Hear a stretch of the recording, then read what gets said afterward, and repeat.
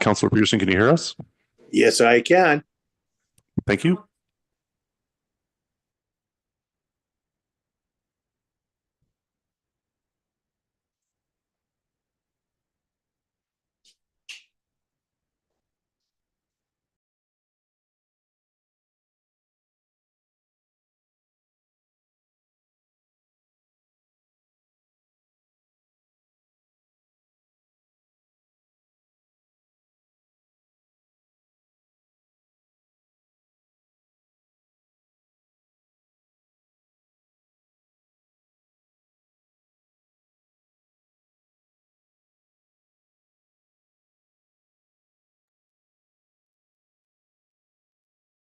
Jason, can you hear us? Yes, and I presume you can see me. Thank you. I'll just stay muted until we're called upon. Sounds good.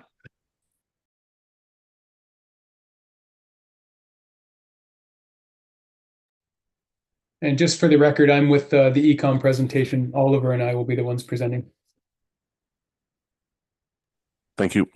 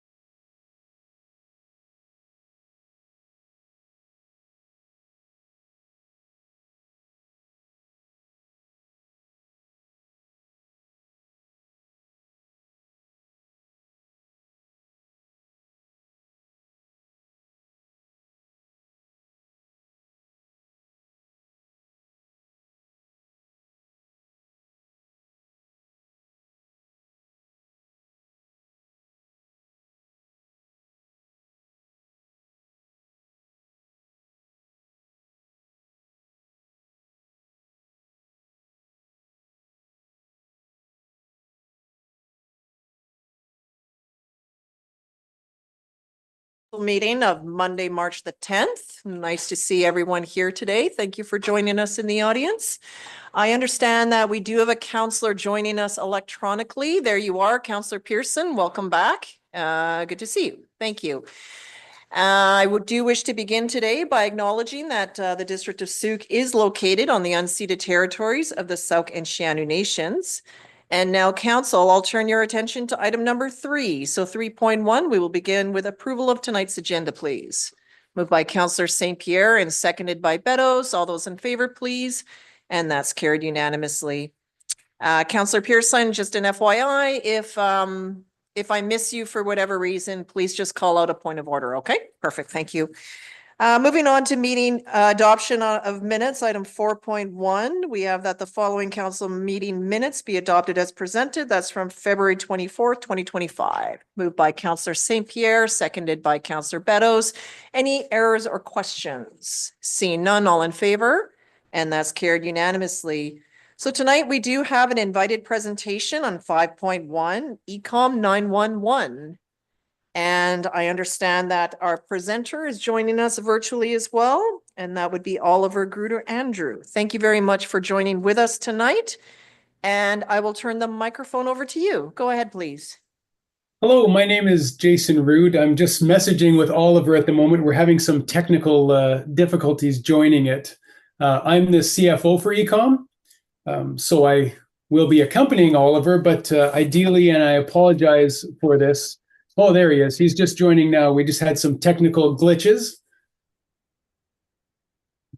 No problem. We can hang on just a few minutes then. Thank you very much. Yeah, it'll just be a matter of seconds till he joins. Thank you.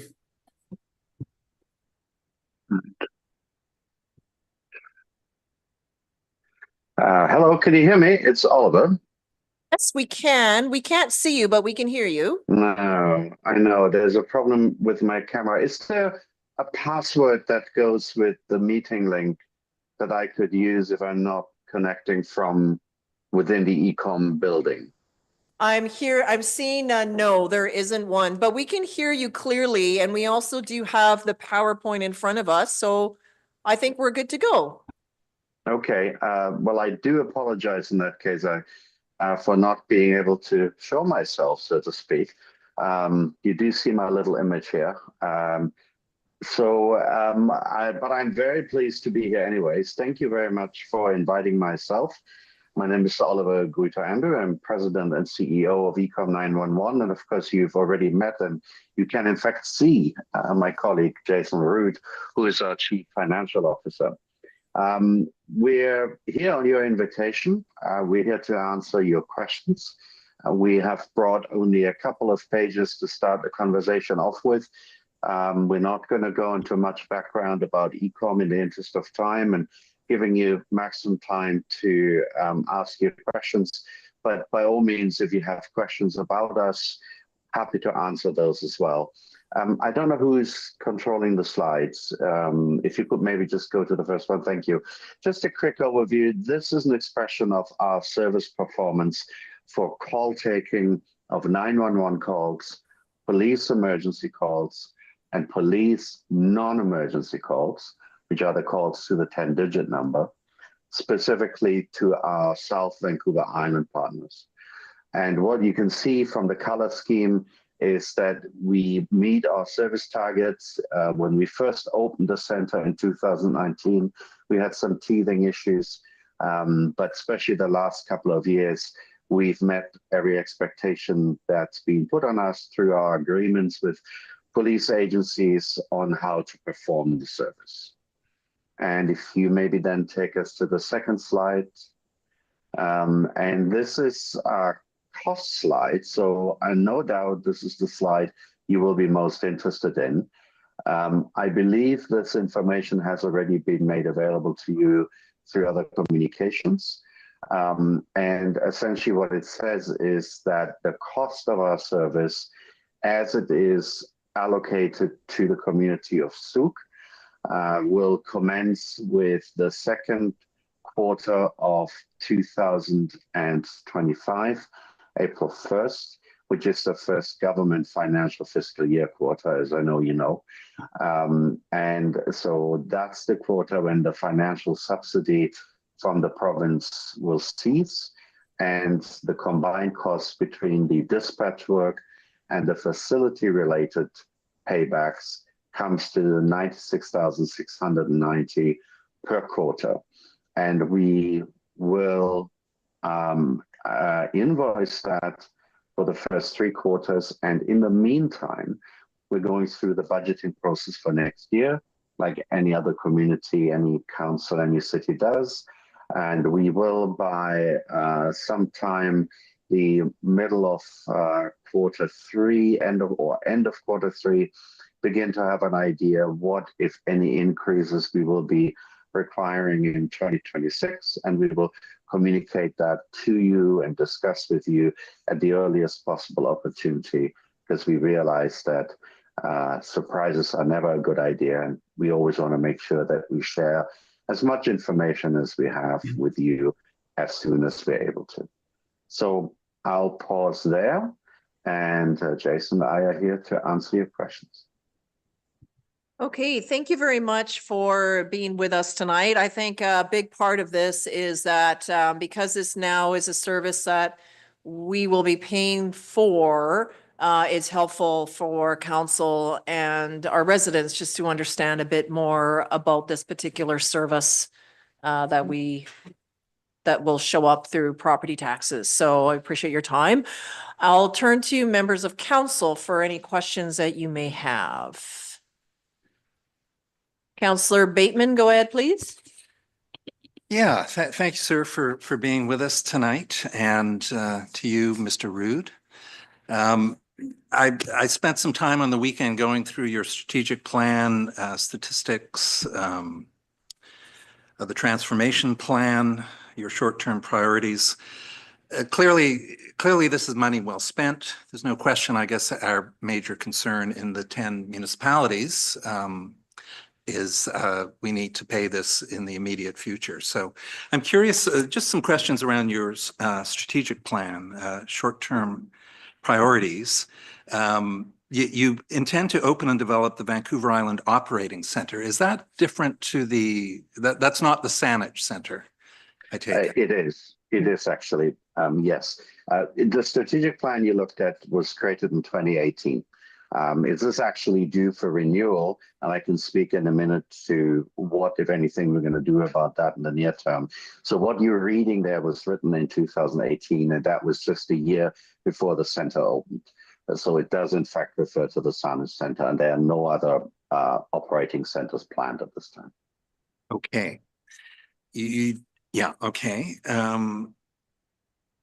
Next Gen 911 implementation, I understand, is delayed till 2027 now. Is that, what impacts do you think that will have? It's not actually delayed to 2027, but I do entirely understand where the impression comes from.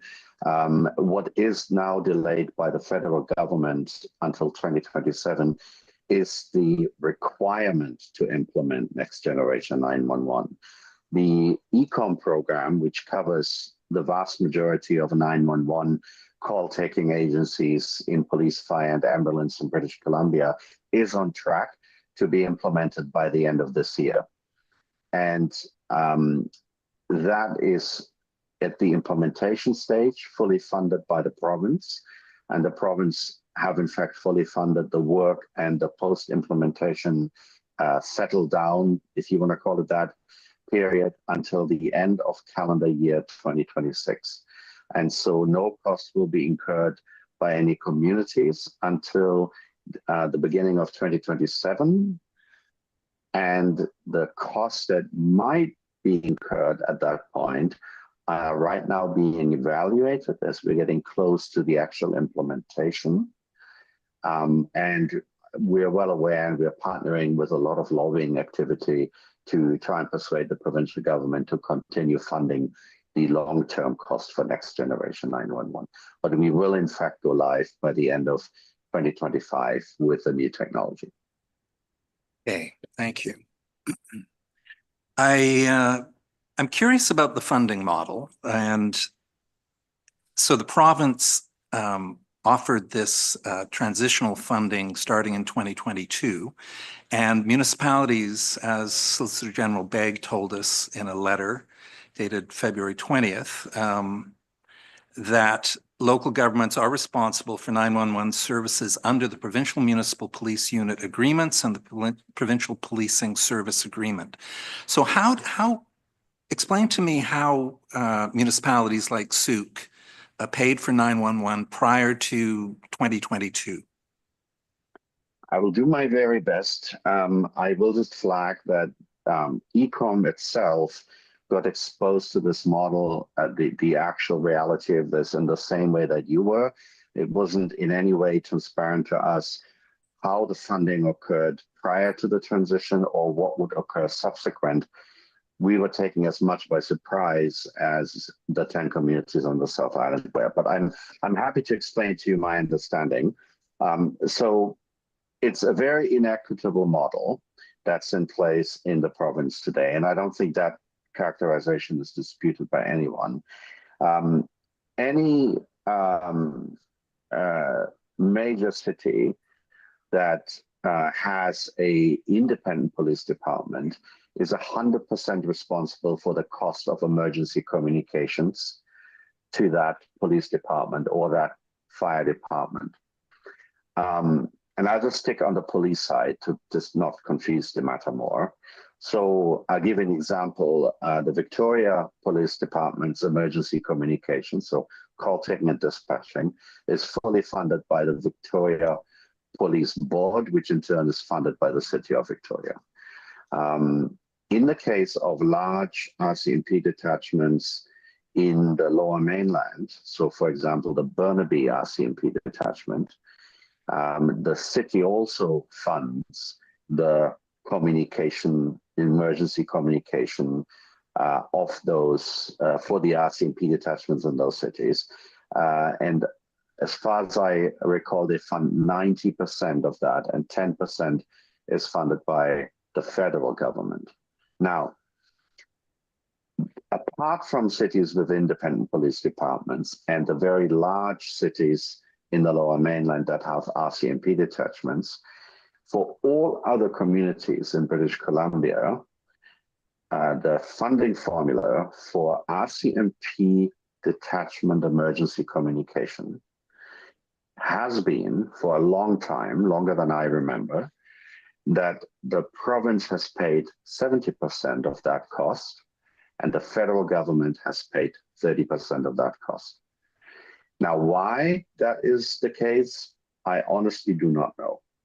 But in the city of Kelowna, in the city of Courtenay, in Terrace and in Prince George, that is the case today.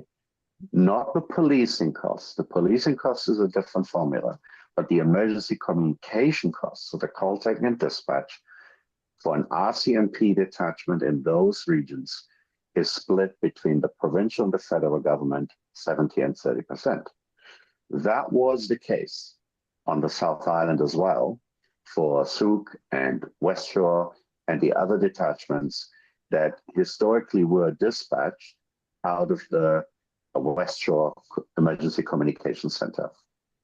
And so that's what was in place prior to 2019 when Ecom took over the facility. And we followed through on the contracts that were created. What Ecom didn't know, and what I believe other parties who negotiated the agreement either didn't think through or think about or realize, I honestly don't know, was that when the employees that used to be employed by the RCMP and were therefore federal employees in the West Shore Detachment Emergency Communication Center became Ecom employees, the federal government said that their obligation to pay the 30% no longer applied. And they withdrew the 30% funding effective the beginning of 2019 when Ecom assumed the operation. It was so sufficiently unknown to Ecom that we didn't know where to send our invoices to. And we actually went completely unpaid for about 12 months and our payroll was building up. We were running a deficit. And we ended up going to the province and saying, somebody has to pay for our people doing this work. So the province then realized that nobody had thought about this when these agreements were signed. And they decided to step in.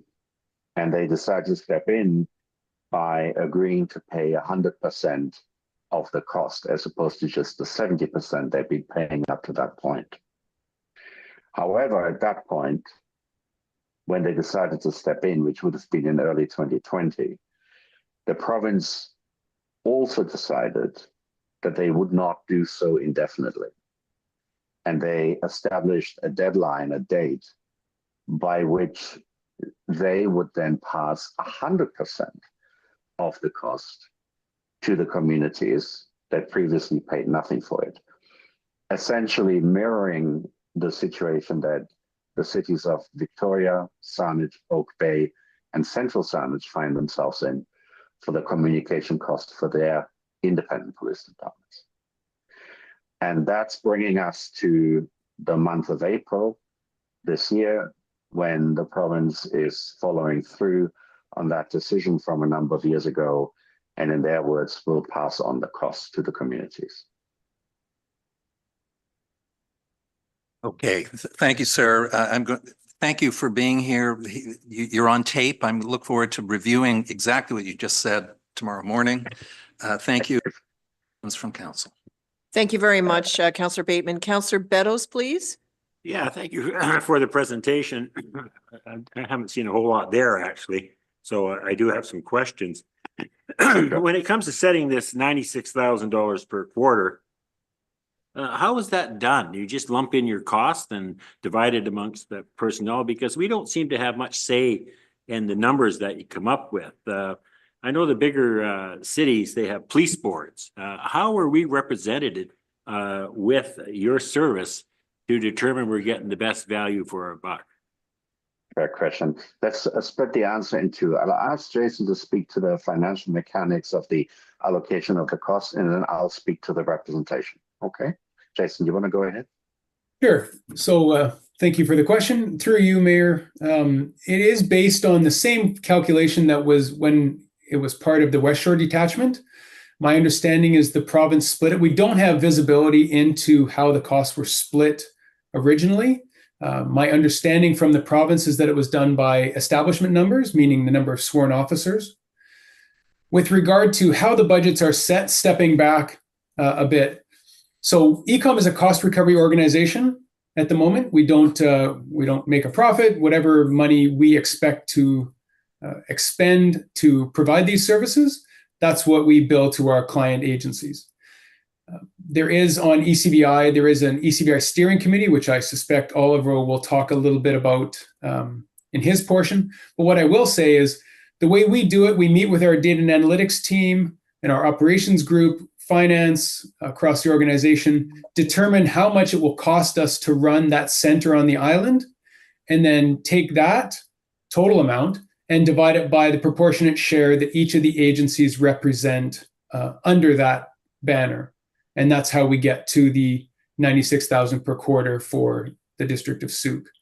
But we have no say in how you make up your complement of people. I mean, normal police boards would look at that. I mean, basically, as I see it, if you wanted to hire 10 more people and just add that into the cost, we don't really get any say in that.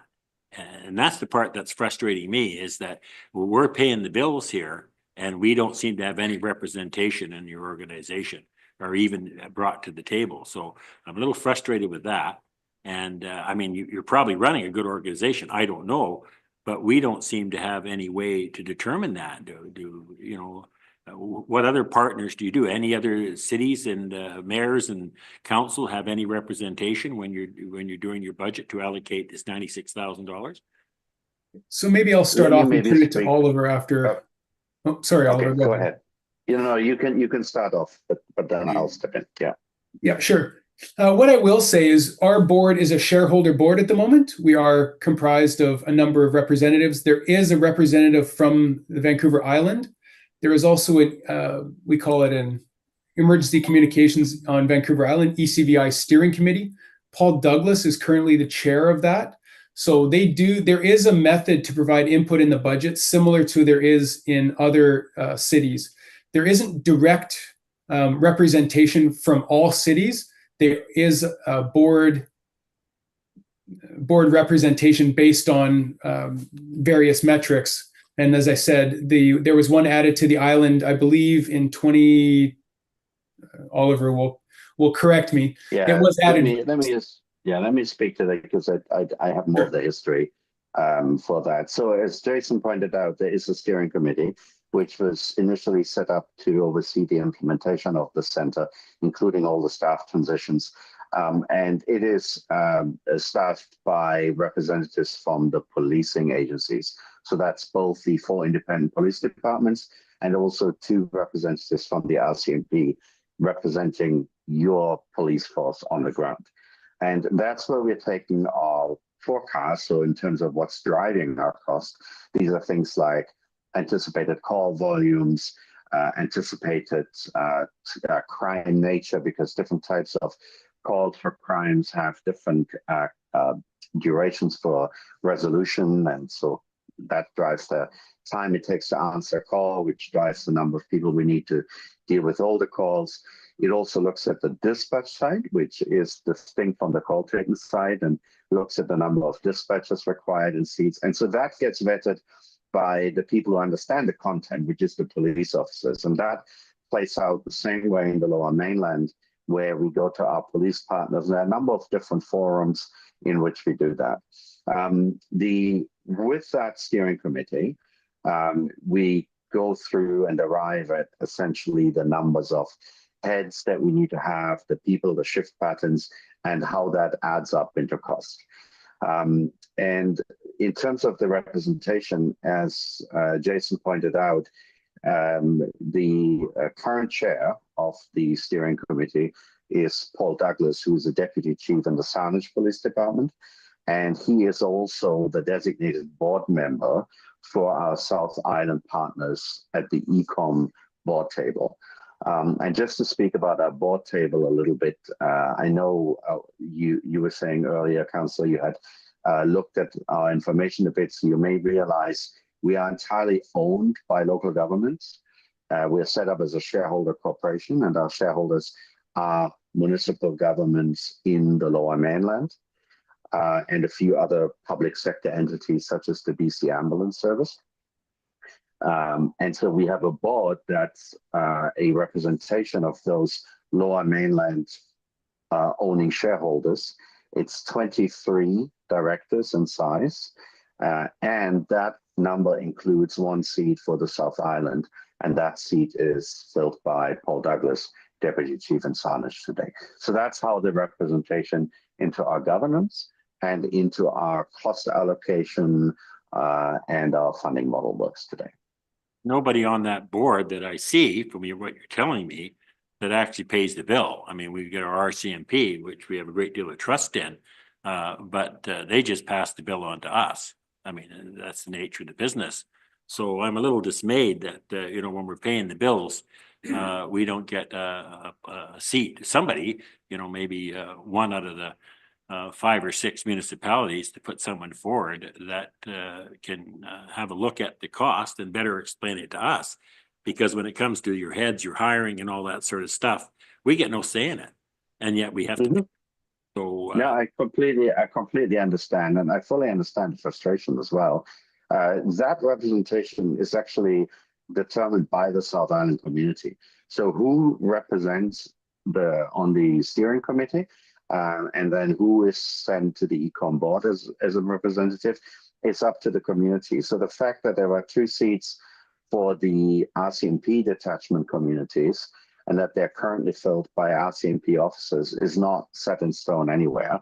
I would suggest, if you're interested in changing that and having council representation, to speak with the RCMP command on the island or on the South Island, and just simply have that conversation. I can't say for how they would react, but I will be honest, my view is that the RCMP are very understanding about the difficult situation that you in particular find yourselves in, and I would fully expect them to have an open ear to a change of the representation. And the ECOM board would in turn be very open to having a member of council from one of the cities, so not a sworn member of either the RCMP or one of the police departments represent. That would be absolutely fine. Well, I would think that it's behooves you in your group to start looking at a different model now that we're paying the bills. And you know, I'm not, very happy to be involved in that, but please understand, I'm only a passive participant in the steering committee. I'm not even a voting member because it's all driven by the owners of the business and the people that get the service from us. So I can absolutely bring this forward. I'm merely pointing out that you're in every position to bring that forward yourself. You're not dependent on me. to have, maybe our staff has it and maybe we have it, that how that board is made up and who these individuals are. That can be a follow-up, I Okay. think Yeah, today I'm we asking. have guests and Okay. then we can do some Yeah, I'd takeaways like to and see it. follow Yeah. up. Thank you. Yeah, okay. Yeah. Counselor St. Pierre? Hello, thank you for being here, and I really appreciate the fact that, in fact, as representative of Ecom, you basically came into a business that was not being funded properly, and no one knew that at the time, and that's unfortunate. Also, that you're in a situation where the province essentially bailed things out, but then, if I understand correctly, kind of unilaterally decided without consultation, I don't think, that the affected local governments would basically absorb 100% of the funding for Ecom after no longer than 3 years, essentially downloading the entire cost to local government when previously they had actually been absorbing 70% for as long as you remember. So I do appreciate all the information on that because it really does put things into context and help us understand what exactly is happening to us, because I must admit it was not clear before. I do have a few more points that I would love to get your input on, while you are actually, unfortunately, the bearer of bad tidings and not the creator of these. I get that. I'm curious about why it is that cell phone levies, which have been used in other jurisdictions, seem to be so complex in BC in our particular situation. It seems quite natural to say that given that most of the calls will be through cell phones, most of the users will be through cell phones, it's a service, an added bonus service on cell phones. Why would it not be a cell phone levy as it is in other jurisdictions? But there seems to be something about that that doesn't quite work here, and I'd love to know more about that if you could. Okay, I will do my very best to explain it, although I must say this is another one of those topics that is quite thorny and steeped in history. So in other provinces, the regulation on how 911 calls, so calls to 911 and then downstream to police and fire and ambulance are funded, resides with the province. So the provincial governments in Alberta and Saskatchewan and other provinces have the statutory obligation and right to determine how funding is raised, how funds are raised for 911 calls and the downstream. That is not and never has been the case in British Columbia for reasons that I do not understand either. But it's only ever strictly been the responsibility of a local government, ranging from the regional districts, who have responsibility for the 911 call answer, so the part where Ecom says, do you need police, fire, or ambulance? And then the cities and communities that are responsible for the next step, which is a police department answering, a fire department answering, and the ambulance service is another group, again, that's actually under the Ministry of Health. So,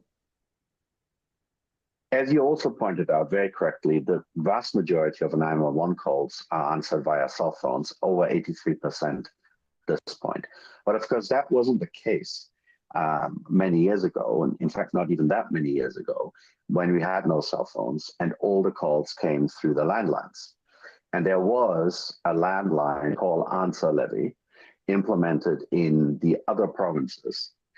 And when the rise of the cell phones was observed by the governments who are dependent on the funds that came in through the landline call answer levy, they had both the interest and the authority to decide to simply move that that landline call answer levy over to the cell phones. It was a single government point of control at the provincial level. They also felt the pain of lessening revenue. And they said, well, this is easy. We're simply going to regulate that the same amount that goes per landline is also going to go per cell phone, and that will keep us whole. But in British Columbia, because that authority does not and never has rested with the province and was spread across 27 regional districts, that conclusion was never reached and that action was never taken. And so we never moved the calls from a landline to the cell phones in British Columbia. And as the use of landlines and in fact the very existence of landlines has further disappeared, that revenue has disappeared, and the costs have piled up elsewhere, namely on property taxes. That's the long and short of that. All right, so if I can recap that just a little bit, just to make sure I understand. Funding in other provinces is actually through the province, whereas in BC it's through local government. In other provinces, there was a precedent of paying through landlines, and therefore, legally speaking and otherwise, they could easily make the transfer over to cell phones. In BC, because obviously the local governments don't have any such power to levy the landlines, we didn't have that sort of a precedent in place. And not only that, but because in other provinces, the provinces were feeling the pinch financially, they decided to transfer the costs fully to cell phones, whereas here they can more easily just ignore it and pass it on to us. I'd say that's broadly the right story. There are differences in the regulations and the statutes between provinces. So, for example, Ontario is in the same situation that BC is, in that none of this is a provincial regulation, and they're also in a similar financial complexity and problematic situation because of that. And I will just also comment that there are communities in BC that do have a landline answer levy. And I don't have a list handy, and it's not very big anymore. And I know that there were attempts made in the past by communities to transfer levy onto cell phones, but that there was no legislative authority for local government, as you identified, to do that. And so it never happened. Okay, good to know. That's an important piece of information as far as I'm concerned. I have one last question, if it's all right. It's still unclear to me in all this, and you did give a lot of information, so I may have missed it. What makes the 10 local governments so directly affected special? What's the difference? Yeah. Brought this to us into our door. Yeah, absolutely. It's and it is part of this complicated story. What makes the South Island communities, and South Island is, I call every community that's now dispatched by ECOM out of the Sound Center, special, is that the employees doing the work are no longer federal employees. So before the transition to ECOM, the employees, the people that answered the emergency calls and handled the dispatch work for the South Island RCMP detachments, were all employed by the RCMP as civilians. And so they were federal employees. And while that status quo existed, the feds were happy to pay that 30%. And they're still doing that for the employees in the Courtenay Center, for example, the Courtenay RCMP operated dispatch center, and also in the Prince George operated dispatch center. And so the residents of Nanaimo, which is dispatched by the Courtenay Center, are not paying anything for their emergency communication because the work's done by federal employees, and the federal government never withdrew 30%. But for the residents of Duncan, just a little down the road, their calls are now handled by ECOM, no longer federal employees. The feds withdrew the 30%, and then the rest of the story unfolded from there. So that's the special case. The other piece is that the 10 communities are all communities of greater than 5,000 residents. So as with other limits in the RCMP funding for offices that I know you will be familiar with, when you pass the 5,000 resident threshold, then you incur certain costs directly. The list, when we started this discussion with the province in 2019, was actually only 8 communities. And with the 2021 census, I think it was 21, 2 more communities passed the 5,000 threshold and also got caught in this. Thank you. It turns out I do have one more question based on what you were just saying. And just, it's a bit of a clarification. So as I understand it, the province was responsible for the inception of ECOM in order to handle these services. Is that correct? Not really, no. The province wasn't, because it's every local community's responsibility. This goes to the minister's letter and the wording in that letter. on how they wish to handle their services for policing and for emergency communication. And if you just think about the city of Surrey and the drama there over the last few years that I'm sure you're familiar with, that's the same kind of principle, that it's the community that makes those decisions. Now, I know exactly how you feel about this, because I'm guessing that nobody ever came to the Sooke Council and said, we would like to move the dispatch work from the West Shore RCMP detachment and its federal employees to ECOM and its employees. I strongly suspect that conversation never took place.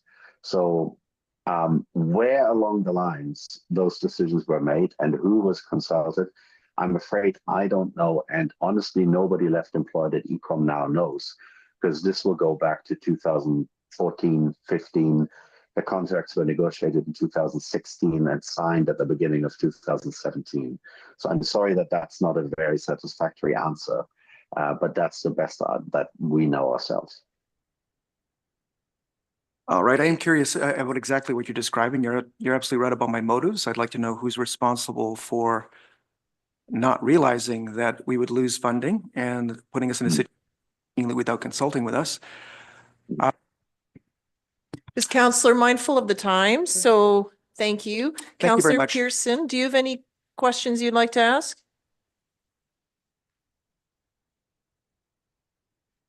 You're still muted. No, no questions. No, I think councillors have asked very, very appropriate questions. Thank you. Okay, Councillor Pearson. So thank you, gentlemen, for being here with us tonight. It's a lot to take away and to think about.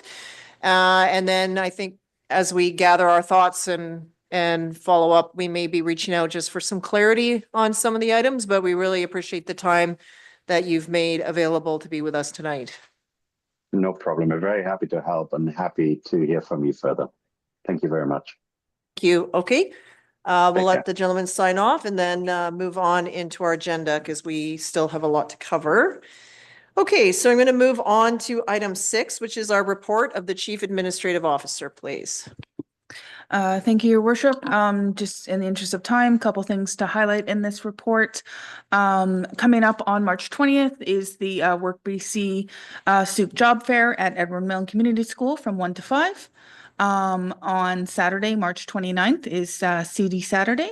The West Coast 10K took place on Sunday, and I believe Mayor Tate was there, so I'm assuming she'll talk about that during her council verbal updates at the end.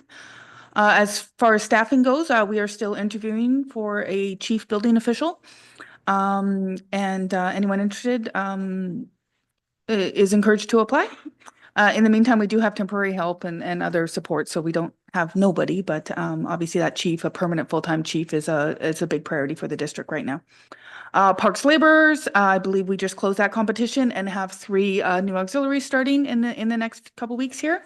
And as well, we have filled the deputy corporate officer position. So excited for that. I believe the successful candidate starts mid-April or so, is moving here from another municipality off the island. So excited for this person to start. As far as, let's see, the other piece, I guess, to highlight is, I won't get into all the budgets or project stuff, is just my correspondence with Mr. Callon. So he had sent a letter in regards to the Bill 44 and a couple other pieces in regards to the exemption and address it to staff. So I took this opportunity from the staff level to just reach out and highlight some of the things that maybe got lost in translation of, like, the district is doing a lot to fulfill the needs of the province, and work with our manager of communications to craft up the letter attached to this report, that just to kind of remind them of all the things that Sooke has done and is doing and will continue to be doing, and you know, extend a suggestion to work together and get some help. You know, they mentioned the Sooke Connector project in the letter that came back to us. As the community is seeing and understands, this is a massively complex project. So any support from the province will be greatly appreciated, since they are requiring us to, you know, do everything that we can to get this project completed. And I will report back if and when I hear back from him. Happy to answer any questions.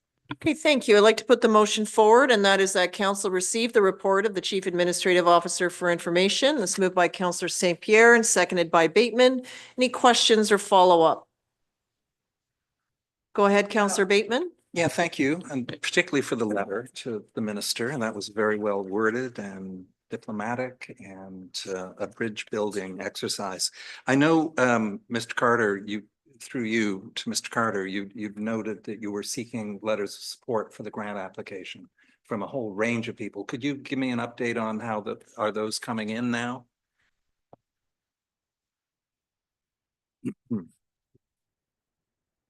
Yeah, no, we have received support letters from MLA La Jeunesse, the Ministry of Transportation, CRD.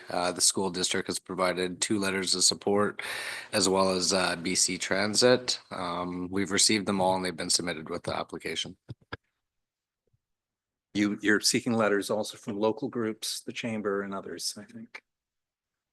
Yes, I've worked with our community economic development officer and she's reached out to several groups. Just with the essence of time and the short period of time, we've had a response from about half them. I can provide an update at the next regular council meeting. And yeah, I can give you the exact details on who has provided support. And you could submit all these after the fact, right? Because the deadline, we're past the deadline. So we have passed the deadline and all the letters of support were received in time prior to the grant being submitted. They were submitted with the grant, as well as all the feedback we got from half the people that our economic development officer reached out to. Okay, thank you. I'll call the question then. All in favor, please. And that's carried unanimously.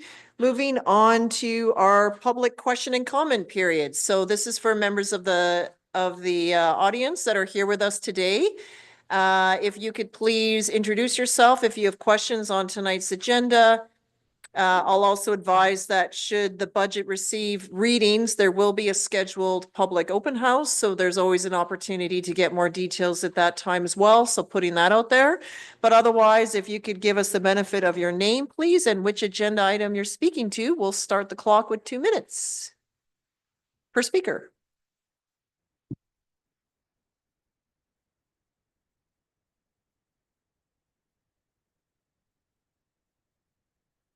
Ellen Lewis.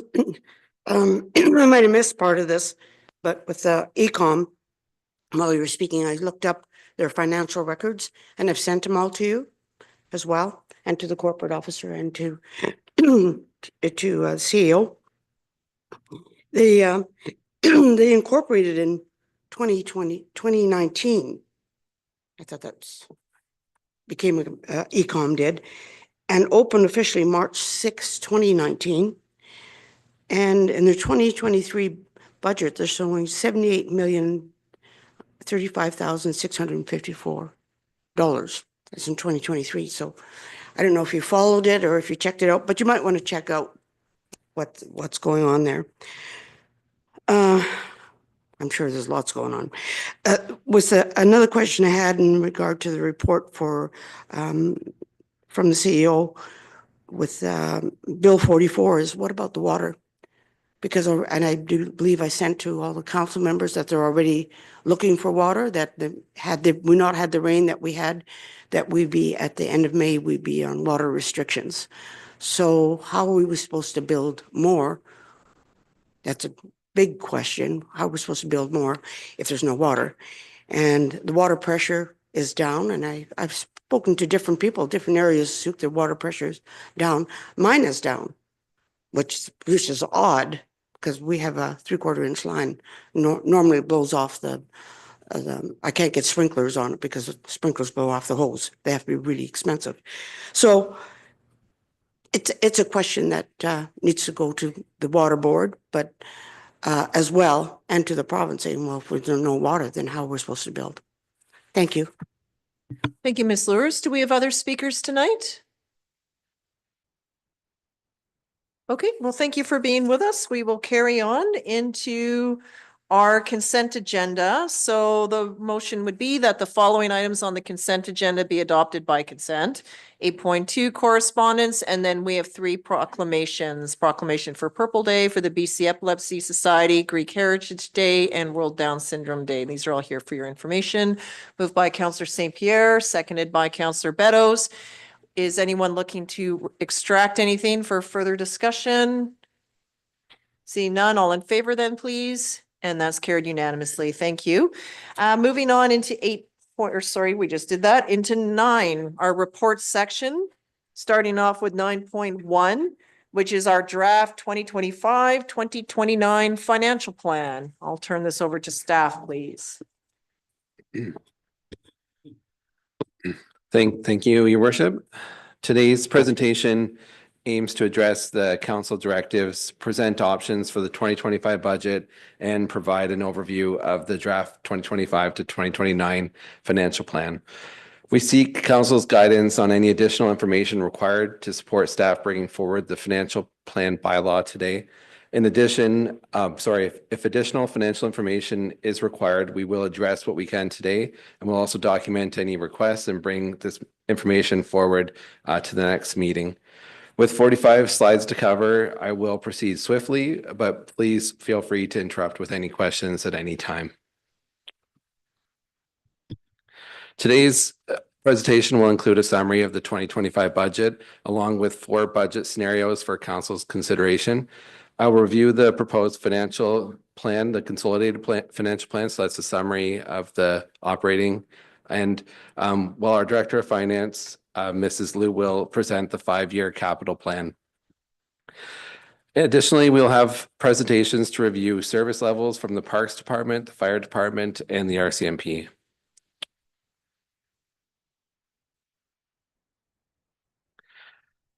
Some key considerations in the budget scenarios. Following council direction from January 2025, staff have developed 4 different budget scenarios for council's consideration, each offering a range of adjustments that would result in a potential tax increase between 9.99% and 15.29%. These scenarios are designed to balance fiscal responsibility, service commitments, and long-term financial sustainability while responding to current economic realities. It's important to highlight that in each scenario, RCMP costs account for 5.5% of the increase, while ECOM, a new cost from the province for 911 answering services, equals 2.35% of the proposed increase. Asset management represents 2%, and the increase for district operating costs comes in at 5.38%. Staff have conducted an exhaustive review of the budget to identify cost reduction opportunities since our last meeting. Through this process, approximately $128,000 in budget cuts have been achieved.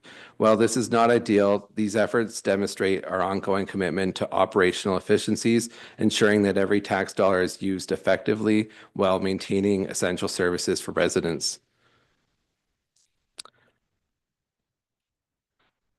Council's decision and striking a balance. Each scenario involves trade-offs between short-term relief and long-term sustainability. Council's decision will determine reserve fund usage to mitigate tax impacts while maintaining financial stability. Adjustments to service considerations, ensuring core priorities, for example, fire rescue staffing and police staffing are funded, while also balancing immediate financial pressures with future infrastructure and service needs. The difficult trade-off and the cost of delaying investment. Reducing the tax increases may seem like a way to provide relief, but it comes with a long-term consequence. Deferring investments in essential services and infrastructure does not make costs disappear. It only pushes them to the future, often at a greater expense. Council faces the challenge of balancing fiscal responsibility with service maintenance and improvement. While tax increases are unpopular, they are essential for Sooke's sustainable progress and meeting community needs. Key budget considerations include investing in roads now to avoid higher future costs, maintaining emergency services to prevent longer response times, and prioritize financial stability versus spending reserves, which could leave the community vulnerable in the future. These decisions are tough, and we are listening to residents throughout the process. we are committed to responsible financial planning that balances current needs and future sustainability, ensuring Sooke remains safe, vibrant, and resilient for generations.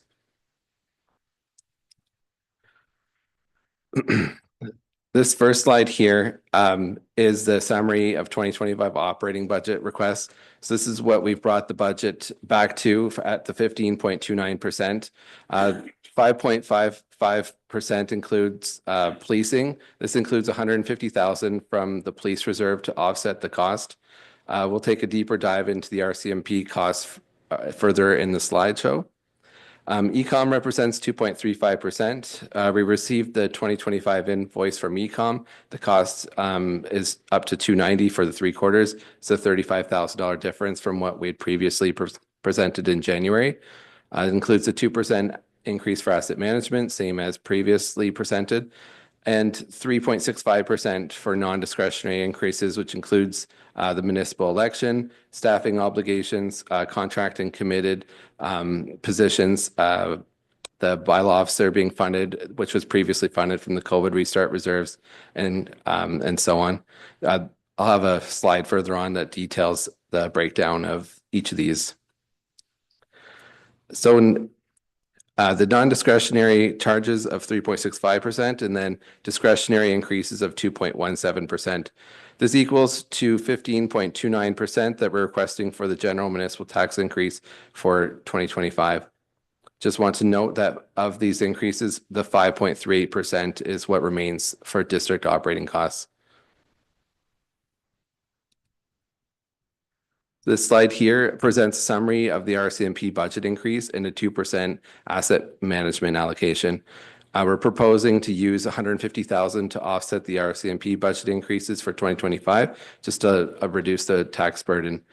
Additionally, we need to fund 225,000 to cover the police costs, which were decided to be funded by the COVID reserve in 2024. So these funds were used last year to reduce the tax increase.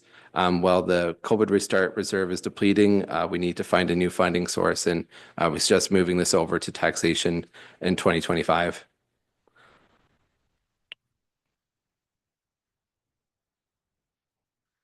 This next slide includes the non-discretionary expense changes. So this is a summary of essentially expenses that are outside of our control. So they're like contract obligations, whether it be through the highway maintenance contract, which we had put out to RFP in 2024, and the results came back with an increase by 200,000 on an annual basis. The wage increases per the fire union contract or the QP contract, these are all obligations to the district, so costs outside of our control. So the net amount when you apply the offsets, so the revenue offsets, we take the non-market growth and any additional changes that we have through revenue, have applied those to the non-discretional costs, just as a normal practice with building these budgets is just looking through adjustments without. So a slight increase in revenue may be offset with an increase to an expense in another. So kind of we do make those adjustments throughout every line of the budget, but I'm showing a little bit more here where we're showing you the offsets to the revenue and applying that to the non-discretionary changes. So QP received an additional 2.5% in 2024 and above the original collective agreement amount, and then another 4% is included with 2025. We have rising costs for group benefits and catch up with inflation. Insurance premiums from our previous budget. We had anticipated a 5% increase to our property insurance. We're able to hold our property insurance premiums just with a slight increase to our liability insurance. So we kept the insurance increase down to just under $1,500.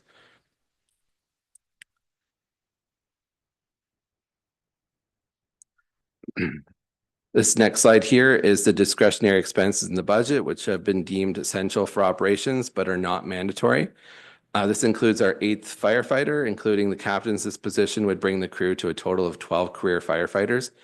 The parks laborer, this allows us to create a full-time position. So allows us to hire a full-time parks position, which using the combination of existing budget and tax dollars. The financial position is to help with the current workload. Accounting staff are working over capacity, and this position would enable us to move closer to having a full-time position down the road. The admin clerk support, this further adds to our coverage for clerical support across the organization, enables us to backfill clerical positions when a person is on leave. Fewer service disruptions allows for us to have fewer service disruptions, better service to the community, and reduces burnout from staff.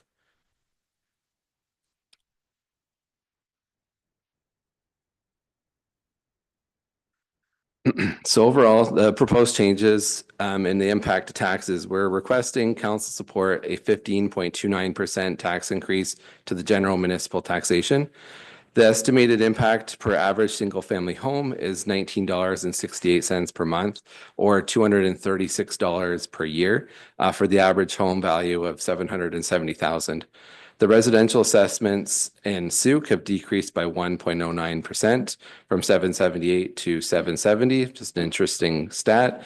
And another side note of figures is for 2025, we have 68 more single-family houses compared to 2024. That's individual houses, residential class with a home on it. And we have 13 new residential strata homes. We have 40 less vacant residential lots at 283 compared to the previous year.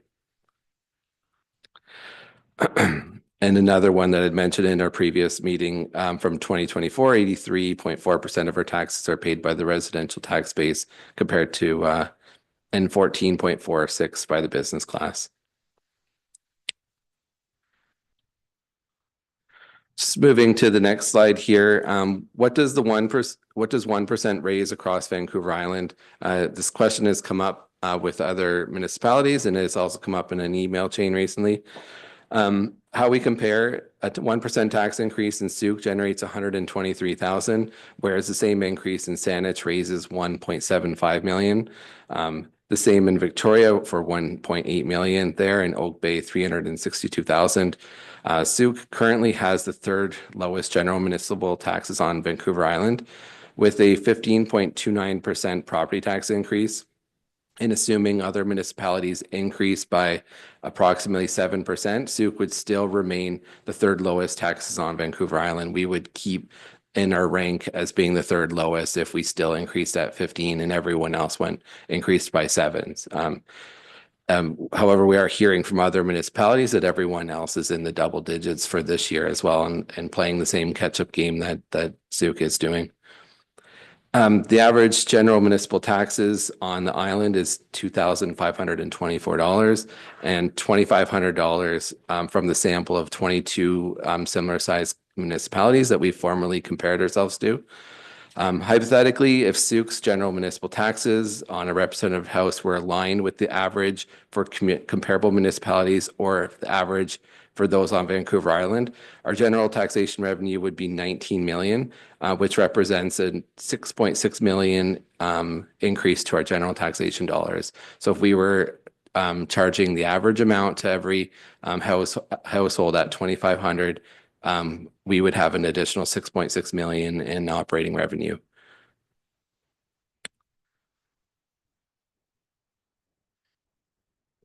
Okay. Is there any questions as I keep going here? I could share, I have notes to everything here, and I'm happy to share all my notes. Okay, I see that Councillor McMath has joined the meeting. Can you please turn on your camera so we can hear your question, please? Could we go back one slide? I just had a question. So in these comparisons, are you including, like, Sooke doesn't have a disposal service? So in some of these comparisons, do they also not include disposal services? Just as one example. It doesn't, of course, it doesn't include the disposal service for us. That generally is pulled out and it's not included in this, but I would have to confirm if it includes solid waste. Like, they generally have a column that's reported for solid waste, for water, and for sewer, and they're all separated. I'd have to confirm if any of these included solid waste. I know that this figure does include the library for us, so that's why this number doesn't look exactly like the number we use for other averages, but everyone reports this number including their library cost as well. So that's what's included in here. But it's not apples to apples, and we understand it's apples to oranges. But I could check that to just confirm officially that the solid waste isn't in here. Okay, thank you. Before you continue, Mr. Curry, just one that I have. Can you remind me, please, what the residential percentage is? I missed that. Sure.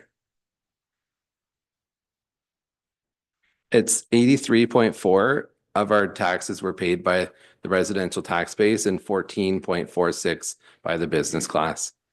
Okay, thank you. And then this compared to the distribution in the assessment is 94% of our properties are residential and 4.3% are business class. Okay, thank you very much. You're welcome. Any other questions from anyone? Councillor St. Pierre, go ahead. I'm just curious about the slide that showed, I think it was 5.55 for RCMP and 2.35 for ECOM. But when the breakdown was there for 5.55, I didn't actually see any new positions. Is that accurate? That's correct. The 5.55% includes funding 14 members. So same as like 2024, which we had funded 14 members. There's been an increase in cost by roughly $40,387 per member this year that we receive. So we don't have a choice in the matter. We just receive the updated numbers, and your levers to pull are the number of officers. So this is just a cost that we have to absorb this year. Okay, so this was straight up non-discretionary increases in the cost per officer as opposed to any new hires or anything like that? That's correct. Thank you very much. Okay, carry on, please. Okay. So this slide here shows the 4 different scenarios that we're proposing council to consider. I'll start with the lower one and speak working from right to left. The 9.9% tax increase is possible, but not recommended. It would require using $250,000 from the police reserve, which is estimated to have a balance of $269,000 at the end of 2024. We transfer any surplus from the RCMP contract and traffic fine revenue to this reserve. In 2024, we received $73,000 in traffic fine revenue, down from $80,000 in 2023. To use $147,000 of COVID restart reserve, so the 9.9 is recommending $250,000 from police reserve, $147,000 from COVID reserve. In order to use the COVID reserve again, where we have to reallocate funding in the current capital plan. Projects initially funded by COVID would be shifted to gas taxes or asset management fund, delaying other capital priorities or just reallocating the funding sources. A 9.9% tax increase uses $497,000 from reserves to fund operations, postponing a 4.03% tax increase for next year's council. The proposed 2026 increase is currently at 9.88%, but delaying this 4% would raise the 2026 increase to 13.9% in an election year. Reducing the ECOM funding by $100,000 is also included to reach the 9.99%. And the last thing to make 9.99%, we've removed all the discretionary expense requests totaling $213,000. So we have to make some concessions to make 9.99% work, but it can be done. Maintaining a 12.5% increase uses the same amount of reserves, but keeps discretionary requests in the budget. However, it still delays a 3.22% increase to next year. So it uses $250,000 from the police reserve and an additional $147,000 from the COVID reserve.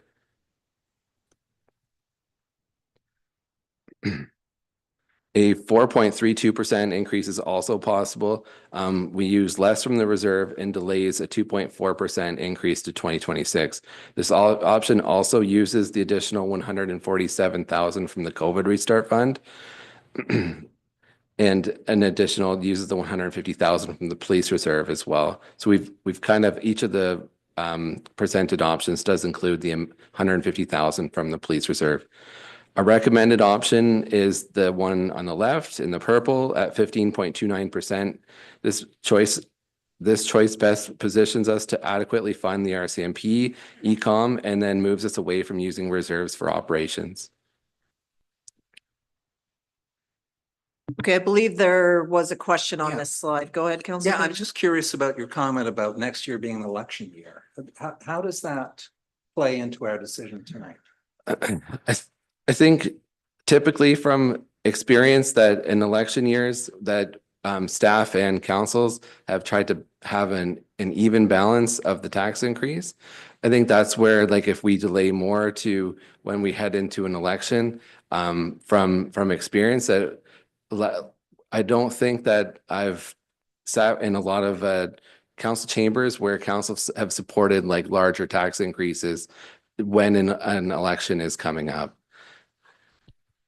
Not good optics. That's correct. Okay, how sad. Okay. Councillor St. Pierre. I just wanted to, again, kind of trying to get wrap my head around this. So the 147K from the COVID reserve, if I understand correctly, what we're doing if we go into that is we pass on the cost, or we remove monies that are needed for capital projects like the roads the community has asked for. Is that correct? That's correct. So we do have some of the remaining COVID fund being used throughout the capital plan. We have earmarked some already just in anticipation if we needed to use it in the operating budget. However, yeah, it would mean us when we bring back the capital plan is taking any projects that are currently funded from that column and reallocating them. So if they were eligible for casino revenue, or if they were eligible for gas taxes, or even if it was a stretch to fund them from the asset management fund, we would do so. So it would just reallocate, but then it means the priorities that those were funding may shift as well. So it's kind of a trickle effect in the outlying years. It just pushes things back, and we could do it. It's just gonna move priorities around. So whether it be roads, parks, services to residents, or whatever, as soon as we did move this particular domino, a whole bunch of other stuff has to shift. Yes, in various ways. That's correct. Okay. The other thing that I was curious about is that I think you did a good job making it fairly clear that if we go into if we go into the reserves, what we're doing is we're basically putting off the increase. We're not actually eliminating the increase. We're simply putting it off by exactly that amount to the next year. Is that correct? That's correct. It's delaying it. And that's part of what we're facing a larger increase right now is that we've used the COVID restart reserve to prop up operations. And we're running out of room with using that reserve. So 225,000 was used last year to offset the RCMP increase. And then now we're having to deal with it today. So not only are we faced with the increase for the RCMP contract, we also need to find the dollars that we funded last year from COVID. Okay, so basically we dipped into COVID as a reserve type of fund last year. And now that percentage increase that we avoided last year is coming here, along with the increases in the non-discretionary of the contracts going up, along with ECOM. That's right. Thank you. All right.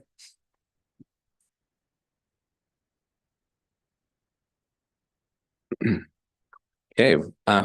Financial risks when considering the use of reserve funds to reduce the property tax burden. Using more reserve funds today increases long-term financial risks, as reserves are crucial for unexpected costs, economic downturns, and future projects. Delaying the tax increase, postponing the tax increase to 2026 may simply kick the can down the road, avoiding immediate financial decisions. Reducing preparedness of reserves are vital for unforeseen events like natural disasters or economic shocks. Depleting them now leaves fewer resources for future challenges, potentially leading to borrowing or tax increases.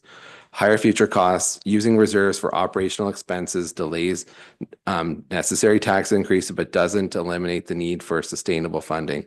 Low reserves can lead to hiring borrow costs or higher future project costs. Limited flexibility for capital investments. Reserves should fund long-term infrastructure projects. Using them for short-term needs can delay or underfund future projects requiring debt financing and increasing costs. And the last one here, the intergenerational equity. So responsible reserve management prevents future taxpayers from bearing higher costs due to today's decisions. Overusing reserves shifts financial strain to future residents and councils. Okay, there's a question from Councillor McMath. Go ahead. I'm not quite sure how to frame it, but we've kind of been having this discussion for the last several years about not shying away from a larger tax increase so that it's not put off and delayed, because years and years ago we've had 0% tax increases and we're sort of making up for those. Optics wise, people think it's great, but then there is a much larger cost later that at some point we have to tackle. I don't know if it's going to be really easy for you to answer, but at what point is this going to even out where really they're only paying for smaller increases and the maintenance of pre-existing infrastructure?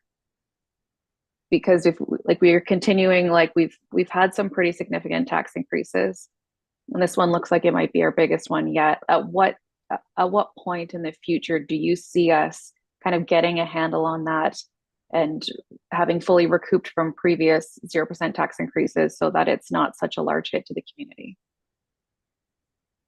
Sure, that's a great question. I do answer it a little bit further on, and we're looking at the 5-year consolidated plan. So I will provide an outlook and just speak to the increases that are coming in the next 5 years and what that includes for in the budget, and just to have a little more detail for council to provide council so that you understand exactly what's in it as far as staffing levels, the RCMP increases, fire increases, and then what we include for inflation. So it just limits the surprises, and as long as we stay the course, it could be we could very well stick to the increases we're proposing, but it doesn't include any unforeseen things or even cost of borrowing if we're going to undertake any large borrowing for larger capital projects. So I will speak to that a little bit later on if you want to hold the question. I can wait. Yeah. Yeah, sounds good. Thank you.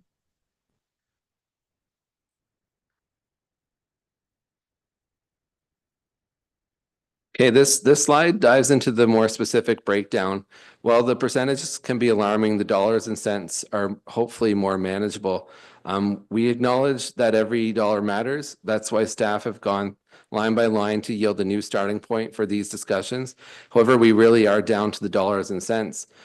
Just to show here the difference from the amount from 15.29% to 14.32%. It's a difference of $15.04 a year, or $1.25 a month. So just to see, like, when it gets down to, yeah, the 14% sounds much better than 15, but the difference is really only $15.04 a year to the taxpayer. So what could mean a lot to the district for operating and for financial sustainability and responsible governance, financial governance, it's a difference of $15.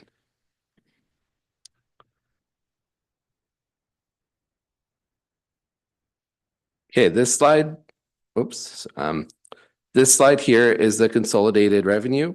This includes the 5-year plan for revenue for operations. So the consolidated financial plan includes a higher level look at revenue over expenses. The first slide here, we'll just look at the revenue. The next one is expenses. So you see here on the very top, sorry, I went to one slide ahead. So you see here, the top includes the projected tax increase over the next 5 years. So 15.29 is what's proposed for 2025 to 9.88 to 8.6 to 8.4 down to 3.37. So to answer the question from before is that we do get there, and down to a more manageable increase at the 3.37%.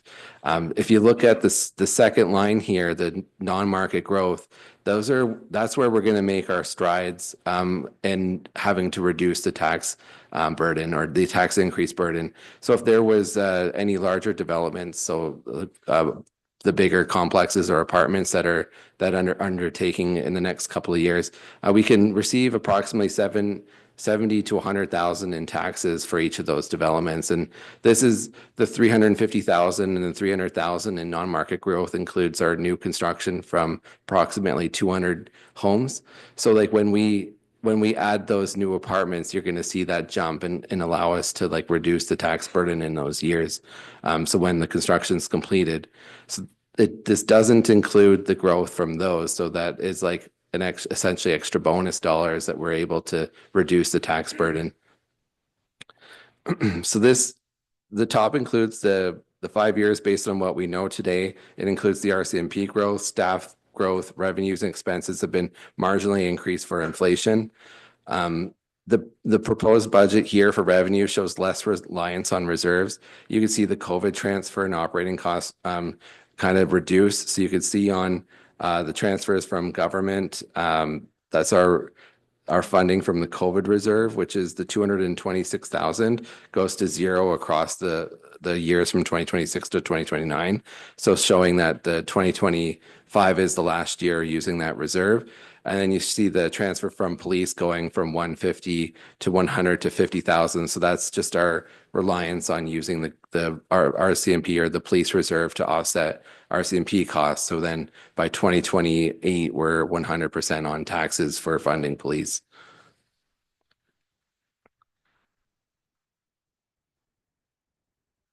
This next slide here shows the consolidated expenses.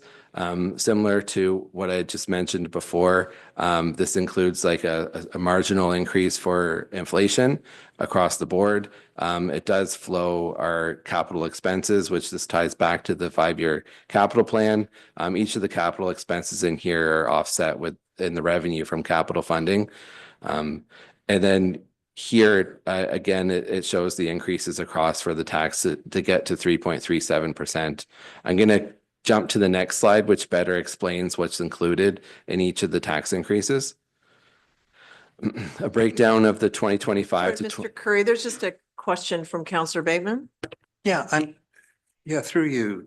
I'm always curious about these projected years 2 to 5 increases. Now, last year, at this time, we were told 8.9% for 2025, and we're looking now at 15. So I guess the question is,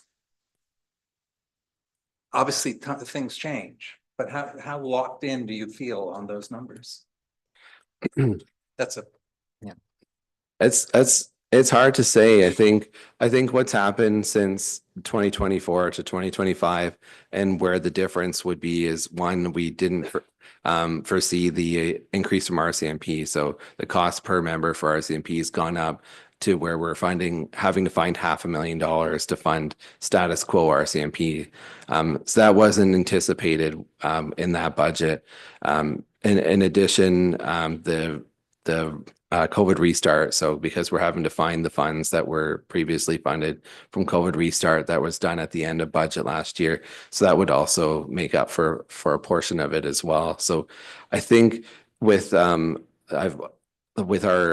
RCMP costs being more in line with the average and kind of across the board with other municipalities, can't see a large increase coming from RCMP to that same caliber that we received from 2024 to 2025. I've built in the budget, I think it's 2 or 3% increases for the RCMP just to have some inflation there on the whole contract. Yeah, I think this does include the increase for the firefighters. So we have that in here. It is include just 1 firefighter for each year. Although their goal is to have 2 firefighters in 2026 and 2 in 2027.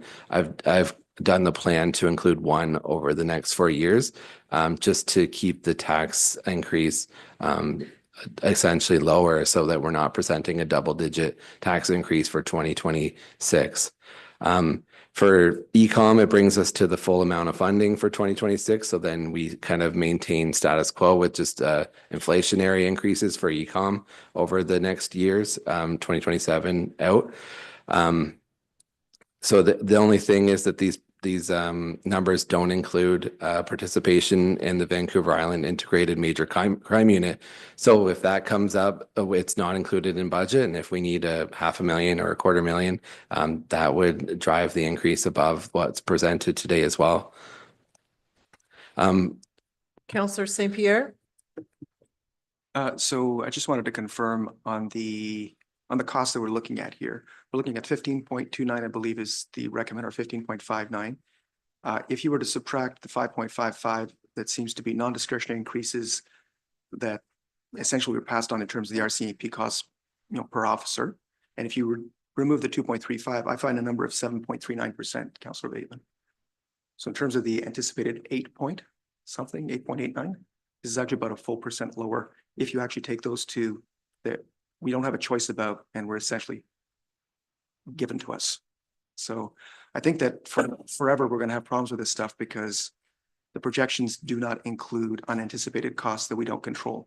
And these are unanticipated costs that we can't control. So this is a best guess, but I think it's really just a guess. That's true. Just to finish explaining this slide here. So it includes for RCMP, you could just see where like the tax percentage out for through the next 5 years, where RCMP is 5.5% in 2025. 2026 sees the RCMP adding 2 officers, so funding a further 2, which has a 4.8% tax increase. 1 officer in 2027, 2 officers again in 2028, and then 1 in 2029. So this gets them to their 19 that we've what they have requested. So this is again the lever for council to pull is if they wanted to pause or not fund 19 officers over the next 5 years. But this is what we've kind of committed to through the budget over the last couple of years is getting them to 19. So this does mean 2026 and 2028 will have bigger tax increases for RCMP. As I mentioned, the firefighters, it includes 1 firefighter each year for 2026 to 2029. Ecom has been fully funded as of 2026. For general municipal operations, the 2026 budget includes 1 new staff position and 1 new parks position. In 2027, there's 2 new staff positions and 1 park position. And 2028 includes 2 new general staff positions. And in 2029, 2 more general staff positions. So you can see that even with these increases and how they're slowly decreasing, we're still able to add resources for the rest of the organization. In addition, we're closely monitoring the cost of electrician contractors and mechanical services for a fleet to evaluate the cost benefit of bringing these positions in-house in future years. Same thing for the levers that council can control is determining the tax increase for the outlying years by pausing and delaying the addition of RCMP officers, or the same for fire or also for admin positions. So that would be typically done the same thing as we're discussing 2025, as it would be presented before the council at the time for the preceding year.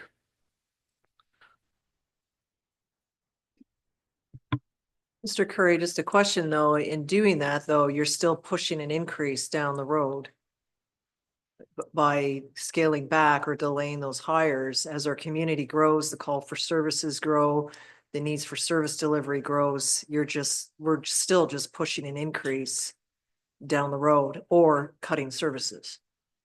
Absolutely. Yeah, that's true. Okay, Councillor McMath online and then St. Pierre in the room. I just had a question, perhaps you already discussed it earlier. In regards to ecom, did we circle back to just not paying for it?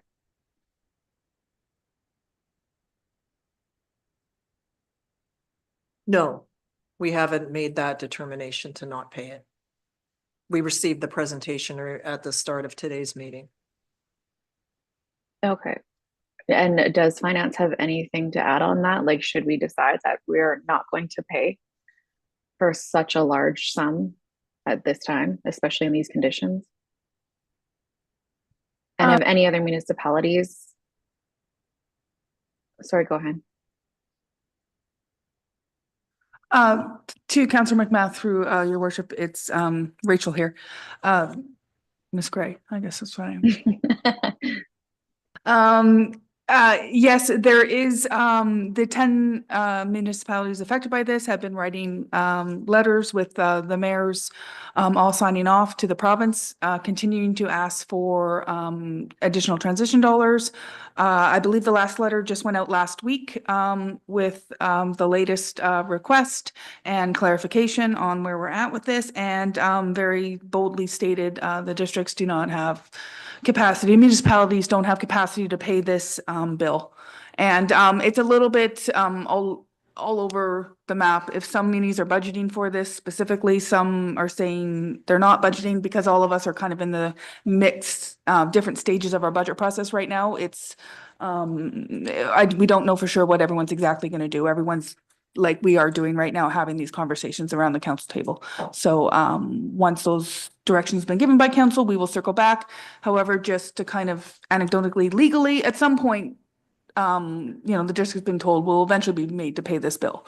It's just a matter of delaying, similar to reserve funds, et cetera. It would just be delaying the inevitable at some point, is what the advice we're receiving right now, unfortunately. Okay. And then I guess to the mayor, have you had discussions amongst the other mayors about unanimously not paying for this bill right now? You may see the letter that we all had sent out. Yeah. One is, as Ms. Gray indicated, has it in various parts of the budget. So that's as far as it's gone. And the letter that went out is in the package here. But have you, as like the group of mayors signing these letters, have you had a discussion as a group to sort of have a unified approach to this? Not all 10 collectively, it's more individuals. It's very difficult to get 10 mayors in the room at the same time. Mm-hmm. Zoom.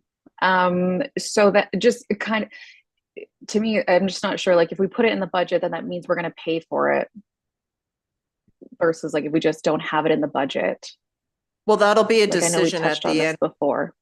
We'll look for a council resolution one way or the other. So right now we're still in the presentation. Councillor St. Pierre? I think I'm left in a place where I have questions that I don't have answers to, and that I don't think I have any way to get the answers at this point in time. And that's really about in terms of where we want to spend our dollars the best in terms of protective services. The research that I've done, which is, layperson doing research on policing, indicates that community policing is generally considered a very good thing. And I know that our detachment is interested in getting more into schools. I know that we've had some really heart-wrenching letters about essentially young people dying. And I would love for us to be able to do more in that area.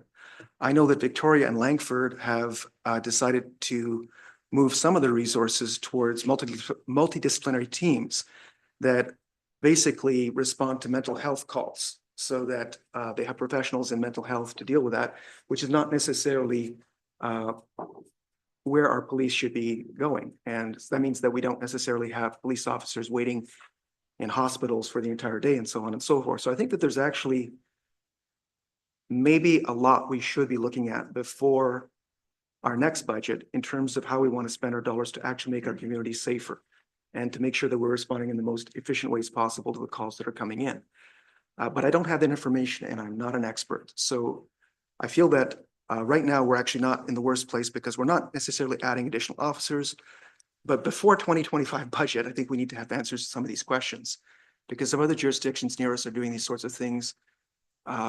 There's a model. We should have some information on whether it's working. And I think we need to figure out whether or not it's something we want to look at, and what else we want to look at in this direction, because it could potentially reduce some of our costs. And I'm just putting that out there right now. Okay, thank you. Councillor Beddoes? Yeah, this is to staff, through your worship. If we refused to pay this bill and we didn't put it in our budget and we got a ministerial order to pay the bill, where would we get the money from?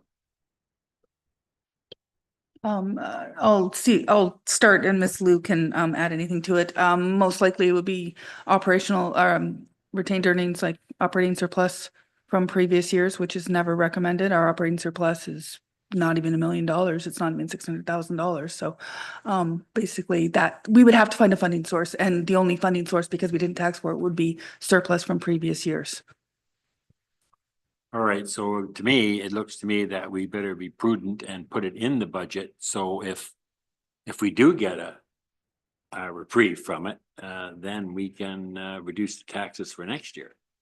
But I've just, from my experience in this last 2 years dealing with provincial government and, you know, the threats of ministerial orders and a pretty heavy hand, I have a feeling that if we did refuse it, this is what would happen. So I'd rather be prepared and have the money allocated, money to allocate to it. And if we do get a reprieve from it, then we can at least pass that on. The money doesn't go away. It stays in our budget and we can maybe have a 6% increase next year. And I think long-term for the province and the taxpayers of this community, I think that'd be the prudent thing to do. So thanks. Yeah, so we can consider that later as a motion arising, but it is good to get through the slide deck. Thank you. Go ahead, Mr. Curry. Okay, this next slide here, we're taking a look at the proposed 2025 to 2029 RCMP budget. So this just shows how we're going to get from funding 14 to 19 officers.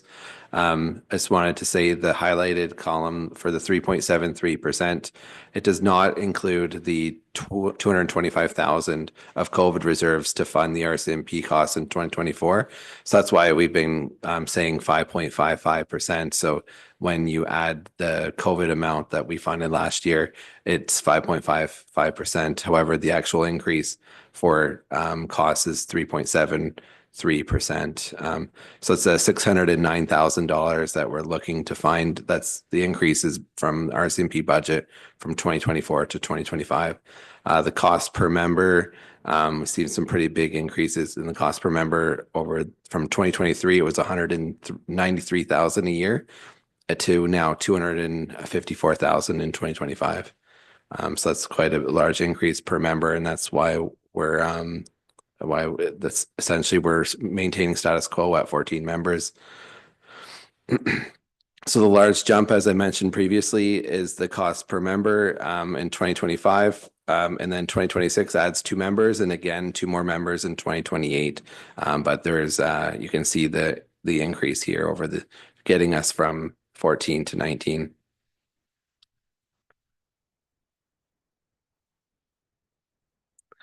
This next slide here is council's proposed budget for 2024, 2025 to 2029, but also includes 2024 just as a reference point. I'd like to suggest that we bump the conference budget to be in line with the actual expenses. If council is wishing to continue the current travel plan and with the conferences that are attended, generally the expenses have been averaging around 50,000 each year. So I have included that 10,000 bump in the financial plan today. So it's included in the 15.29%. However, it is offset by removing the primary healthcare services working group. We haven't paid that in a number of years. The same thing for communities in Bloom. I've removed that from the budget as well because we also have not participated in that in a few years.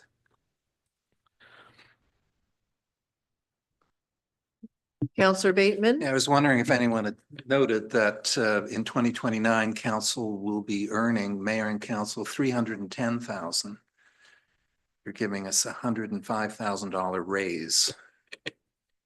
So that's a typo. It's 210. Thank you for that. I'll fix that.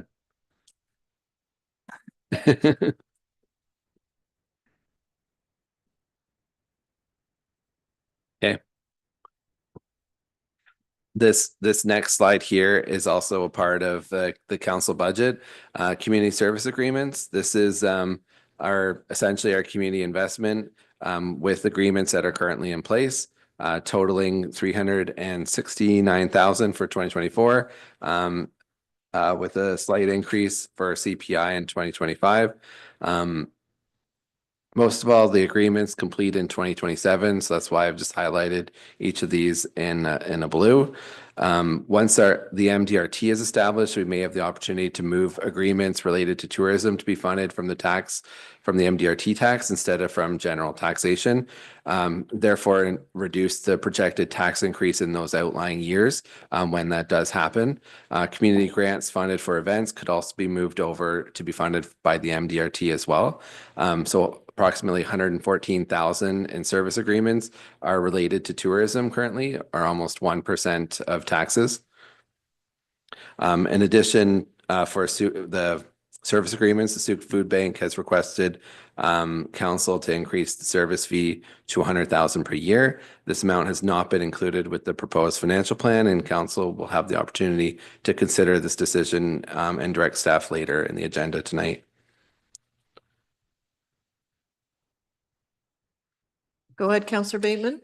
Yeah, so another minor item, Sooke Harmonic, I think is the Sooke Harmony Project. Is that correct? I believe so. I was also,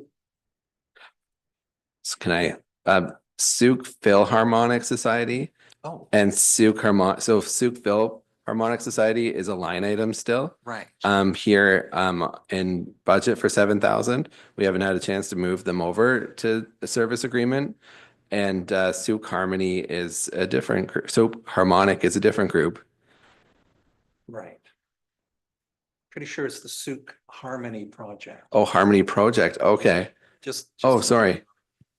Wrong name. Okay, thank you. I'll fix that.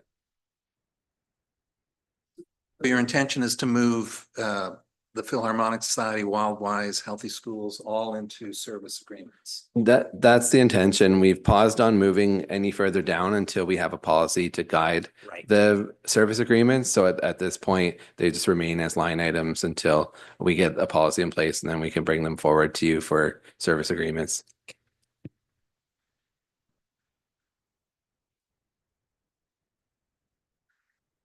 So we can't forget to mention the decline of the 1% utility tax. The current legislation for the 1% utility tax for utility companies is causing a decline in the revenue for telecommunication companies across the province.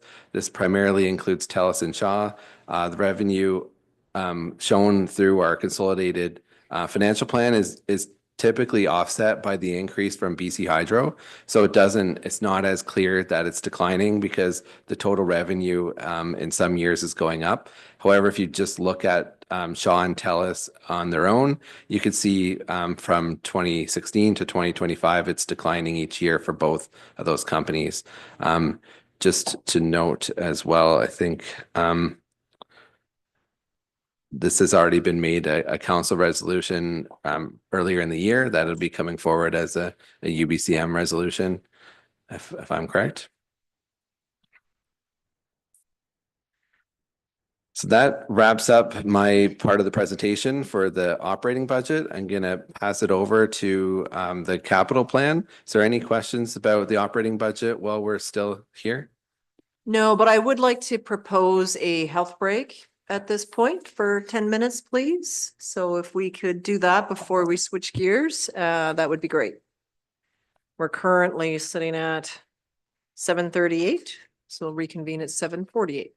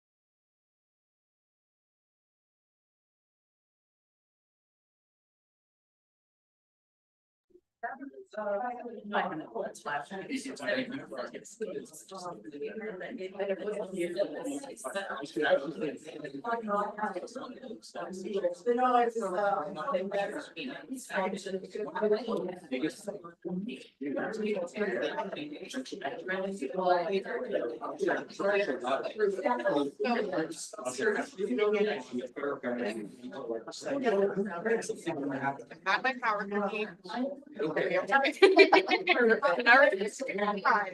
gonna be good. Rose's gonna do her thing, and then we're gonna get. Yes.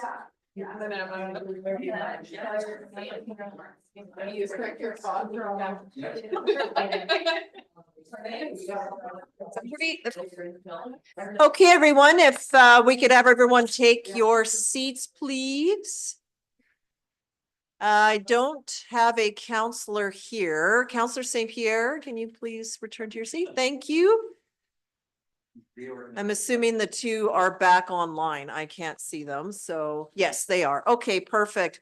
Over to staff, please, for the capital plan part. Thank you. Good evening, everyone. Through your worship to council and members of the public, I'm here tonight to present the district's 2025 to 2029 5-year capital plan. From our public survey last year, Sooke residents have expressed their desires for improved transportation and parks, and we have budgeted the projects and services that residents value most. The presentation tonight provides a more forward-looking picture of the district's infrastructure and funding needs for the future and seek public understanding about the capital expenses and challenges. An appendix with capital budget line items is included at the end of the presentation. I'm not going line by line through these slides. However, if council would like to ask any questions, either myself or my colleagues will be happy to answer them. This slide provides an overview of capital investment in the next 5 years. Following accounting practice, we account for sewer utility capital separately from the general government side. We budget a total investment of $100 million in capital expansion and improvements over the next 5 years, of which $93 million is for general and $27 million is for sewer. The significant increase from 2027 to 2029 on the chart reflects the construction costs for major transportation projects. To finance the $93 million of the general capital expenses, we need a mix of funding sources. For clarity, I throw reserves and grants into 3 pots. The $32.9 million of grant is designated for specific projects by grant providers. The $7.9 million is transfers from senior government. Municipalities in BC received large amounts of transfers during COVID, and we're near depletion of these funds. So far, we don't see any new one-time injections from senior government over the next 5 years. The $5.7 million tax-supported reserves are contributed from district's tax dollars in our own savings account, which can be used for asset management and matching fund to meet grant funders' requirements. On top of above funding sources, we will need $41 million in debt financing, which is equivalent to almost 4 years of tax levy. Obviously, we cannot levy $41 million in current year budget. We don't have this kind of cash on hand to finance capital projects either. Most of the borrowing is to come up with the district's share of the project cost to meet grant agency's requirements. If we don't do so, we're going to lose about $25 million of grant money.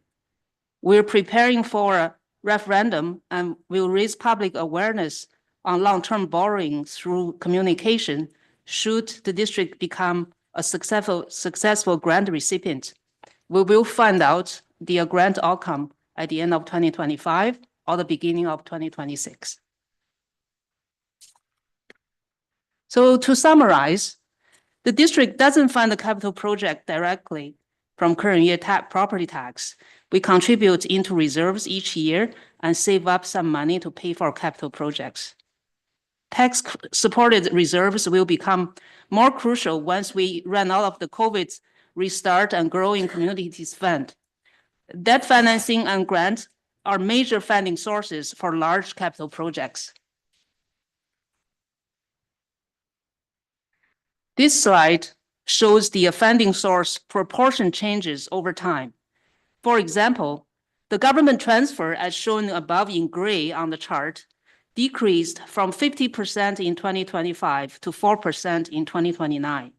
The reason being is that we'll use about $2 million out of Growing BC Fund in 2025 to finance the Mammoth Creek, Ravens Ridge Sport Box, bridges, and road projects.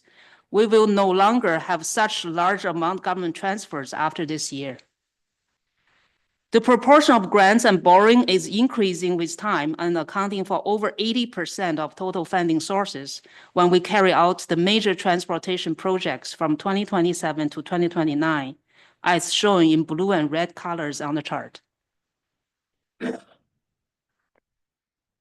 consulting firm we hired set a target for us to implement a minimum of 2% new tax increase each year at a steady pace for asset management reserve. It's like a paceline you see in the swimming race. If we don't follow this paceline, we're going to fall behind and won't reach the district's long-term financial targets.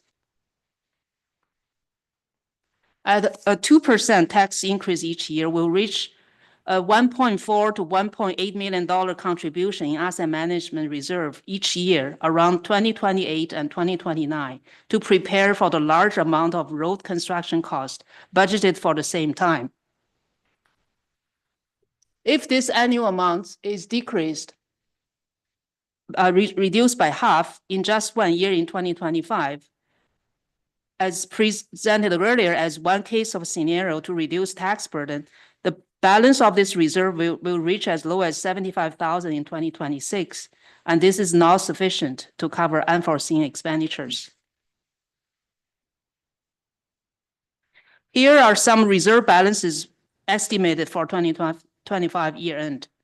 We received $2.9 million in COVID Restart Fund in 2020. It will have just over $100,000 remaining by the end of 2025. $4.8 million Growing BC Fund was provided in 2023, and we'll have a remaining balance of $327,000 at the end of 2025. It will be all used up by 2027. Council has committed all of the playing field reserve amount as our share of the project costs for Ravens Ridge Sport Box. So this reserve will have zero balance by the 2025 year end. It's always important to have healthy reserve balances to prepare for rainy days, and I can see rainy days right in front of us. We're in an economic environment with tariff uncertainty. The district has ordered some equipment and materials from the US in the past, and we're trying to find Canadian suppliers, except for the stuff that is only available from the US due to technical or other reasons. Traditionally, the emergency equipment is exempt from import tariffs. We hope for the tariff exemption on our fire truck that is already ordered from the US. When consumers pay more for imported goods, it might lead to higher inflation if tariffs are enforced. The total impact from tariffs, counter tariffs, and associated US-Canadian dollar exchange rates, as well as inflation, is unknown at this point. However, it's best practice to have sufficient tax-supported reserve funds available to pay for unforeseen expenses. So moving on to each department's 5-year capital budget with some highlights. For operations, the detailed design will complete in 2025 for major road projects at Sooke, Phillips, and Charters. It includes geotechnical testing, contaminated soils investigations, street lighting design, environmental and archaeological investigation, permitting requirements, finalizing drainage design, and preparation of tender documents for posting. If the district is successful on the federal active transportation grant application, we'll carry out construction over the period of 2027 to 2029. In parks, 2 major projects, the Mammoth Creek Pedestrian Bridge and Ravens Ridge Sport Box, will complete in 2025. Some municipal hall renovation work is scheduled in 2026. Broom Hill Playground project is planned for 2027. Boardwalks and playground equipment updates take place every year for parks. In the fire department, major emergency vehicle purchases are planned for 2026 and 2028. Emergency operations plan is scheduled for 2025, and the turnout gear locker will be highly likely paid by a grant in 2025. On the sewer utility side, Pond Center Force Main and West Coast Road Main and lift station will be upgraded over the next 5 years. Caltassin collection system is budgeted in 2029 at $20 million, pending for a grant. Sorry, So, there is a question from Councillor McMath. Go ahead, please. Hi, could you go back 2 slides, please? I just had a question in regards to engine 2. fire. Perhaps it's forward right there. So I just had a question. Have we already put a deposit down for engine 2?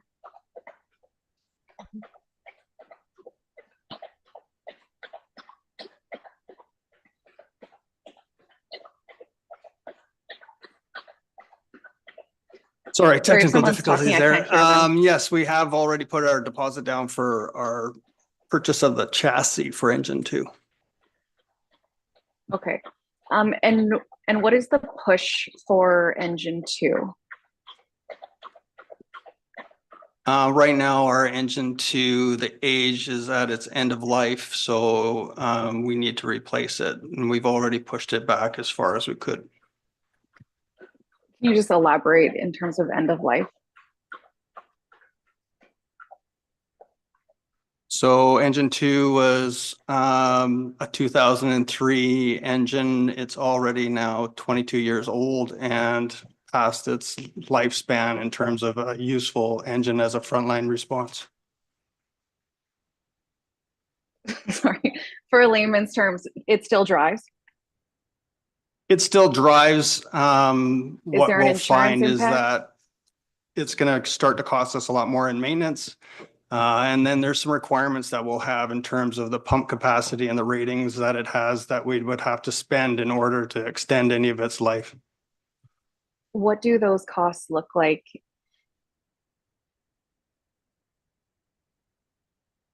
We'd have to look into that and get back to you what those actual projected costs would be. It's just I'd not a love common that. practice to extend the life of an engine past 20 years. Sure. How frequently is engine 2 going out?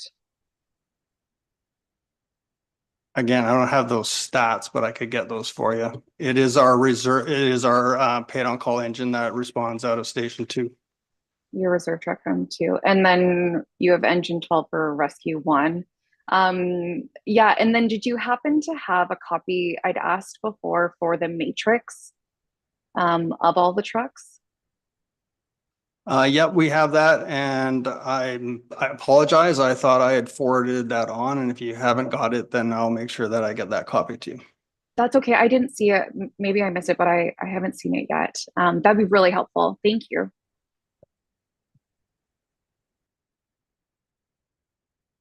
Okay, thank you. In closing, to support continued growth of the district, we must upgrade or expand the roads, sewers, parks, the active transportation network, and other infrastructure. We don't have the underlying economic capacity to increase the tax base significantly in a short period of time. Capital assets are designed to provide benefits for many years, so it makes sense to use debt financing and spread the cost over the asset's useful life. The more tax-supported reserves we have, the less amount we would need to borrow and save interest expense to taxpayers. The capital projects outlined in this budget require council approval. With the direction from council, we will move on to the next step of the budget process. I'm open to questions now, and thank you. Councillor St. Pierre. Just a couple of questions for clarification because I didn't quite understand sometimes. I think I heard something about the asset management reserves being needed to maintain access to grants. Did I hear right or wrong on that? It doesn't sound quite right, but I'm not sure what was meant. Thank you for the question. Through the mayor to Councillor St. Pierre. Yes, if we have sufficient amount of asset management reserve that we could use it for pay off the debt or support a grant. But right now we didn't budget that way. Right now, all the matching fund is from DCCs and cash in lieu. Yeah. Okay, so I'm gonna focus on the word matching funds. Does that mean that if we had sufficient reserves in terms of asset management funds, we will be able to use those for matching funds to access grants? I'm curious, if we dip into, let's say we wiped out our reserves, does that mean that we can no longer access certain grants? I think that's what I'm hearing, but I don't know if that's what you're saying. Through your worship, maybe I think I understand what you're saying now, Councillor St. Pierre. And yeah, most grants have like a district contribution piece to it. It's not, it's very rare to have 100% grant. So I think what Ms. Lou's trying to say is if there's asset management funds, depending on what the project is, and most projects aren't a brand new project, like it's replacing existing infrastructure, instead of using taxpayer supported funding for part of that, it could transition, some of that could be funded with the asset management reserve funding in future years. Okay. And because we didn't have an established policy or bylaw dictating this, it wasn't something that was in our annual 5-year financial plan as a solid budget source for those future projects. And so that's what she's, I believe, is trying to say now, is that committing to this 2% asset management for, the next 30 years as was presented to council last year, I believe it was, when council endorsed that policy, just basically helps build up the reserve funds that gives us more funding options that are not taxpayer supported. Does that make sense? Okay, so not being an actual financial wonk like certain people in the room, I'm looking at the three of you really. I want to try and sum this up, not just for myself, but maybe for the public, because I find it very hard to wrap my head around sometimes why are we not using reserves to actually reduce taxes. But what I'm now understanding, if I'm correct, and you need to confirm, is that by having access to these reserves, we can leverage them by having matching funds with grants that basically don't have to be paid for through property taxes. But further to that, we can actually use those funds towards paying for projects and not have to borrow the money at all, and therefore not pass on the cost of interest as a tax burden. Is there anything I've missed? And is that correct? Yes, it's correct. Thank you for the comments. Through the mayor to Councillor St. Pierre. Actually, we have been using the reserve funds to pay for the debt, interest and debt expenses in the past. When we passed the bylaw to set up the asset management reserve, we terminated two old reserves. So those two old reserves were used to pay for the debt. Now we have to really use the asset management reserve to pay for those interest and debt costs. We currently have some equipment paid out of temporary or short-term borrowing. So, yeah. Just to clarify, to make sure that, so the 2% that we're looking at putting into asset management effectively is reducing our potential increases in taxes in the future by allowing better access to grants and reducing our reliance on borrowing. Is that, or am I again wrong? Sorry. The primary purpose is to renew our assets and maintain the infrastructure. That's the primary purpose. So if we have extra after that, yeah, it could be used to support the grant. Because the grants we're applying right now is 60-40. Like we have our cost share. Mm-hmm. It's not 100% funded by the grant funder. Yeah. Okay, thank you. Yeah, I just wanted to add, just for clarification, through the worship to Councillor St. Pierre, that you're kind of thinking of two things, like the asset management replacement reserve is more for like replacement and maintenance of existing infrastructure. So we have that gap that we're not funding like completely the replacement of our existing roads and sidewalks and not adequately funding that. And that's what we're trying to do with asset management reserve. And then you're thinking of another pot of money for using to offset grants. So like for the Throop and Phillips Road connector, Some of that is existing infrastructure, so it applies from our asset management fund, and some of it's new infrastructure that doesn't exist already. So then we do have the opportunity to use DCCs to fund a portion of it because it's identified through the DCC bylaw as a project. So we can reduce the amount we use from DCCs by applying for a grant, but we can also use the DCCs to offset the cost of the project as well. And then you can use a little bit of asset management because you are replacing some existing road. So there's a few different pots of money for infrastructure, being DCCs for new development and and anything based on growth. And then your asset management, which is replacing existing, and the grant could prop up both of those when we're looking at projects down the road.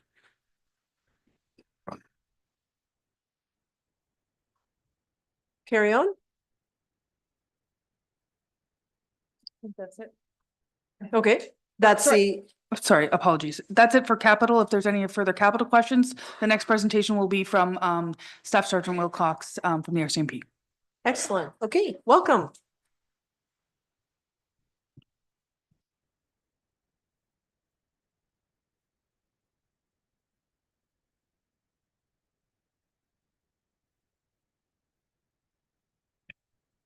Good evening, Mayor Tate, members of council. Thank you very much for having me today. So today I'm going to be presenting a budget forecast for 2025, 2026. In short, I'm going to show you a number of slides in regards to a number of different things that we have. I'm also going to present a bit of a problem that we have right now in regards to our service delivery, but also a solution as well. So the topics I'm going to cover this evening, we have about 12 slides or so. Service area overview, major crime or GIS section, which are one and the same largely, comparable municipalities, and our budget proposal. So just as a reminder for council, our service area overview, we have 14 funded municipal officers, which was mentioned before. We also have 6 provincial police officers that aren't funded by the city of Sooke. They're funded through the province. All of these right now are uniform positions for a total of 20. Municipalities over 15,000 in population, the policing costs are split 90-10 with the federal government. As of today, the officer split for us is 70-30, but that's gradually going to change over time. One important note is while we have 14 funded positions here, we actually have 16 officers that are on our books. 14 of which are funded. The gap in the funding for the 2 extra officers is largely done through vacancy management. Unfortunately, policing is a very hard job. Not everybody is able to come to work due to some sort of injury or occupational stress injury. We also have, normal MAT PATs and that sort of thing. Whenever somebody is off long term, more specifically longer than 30 days, the cost isn't borne by Sooke. So we're able to manage that through vacancy management.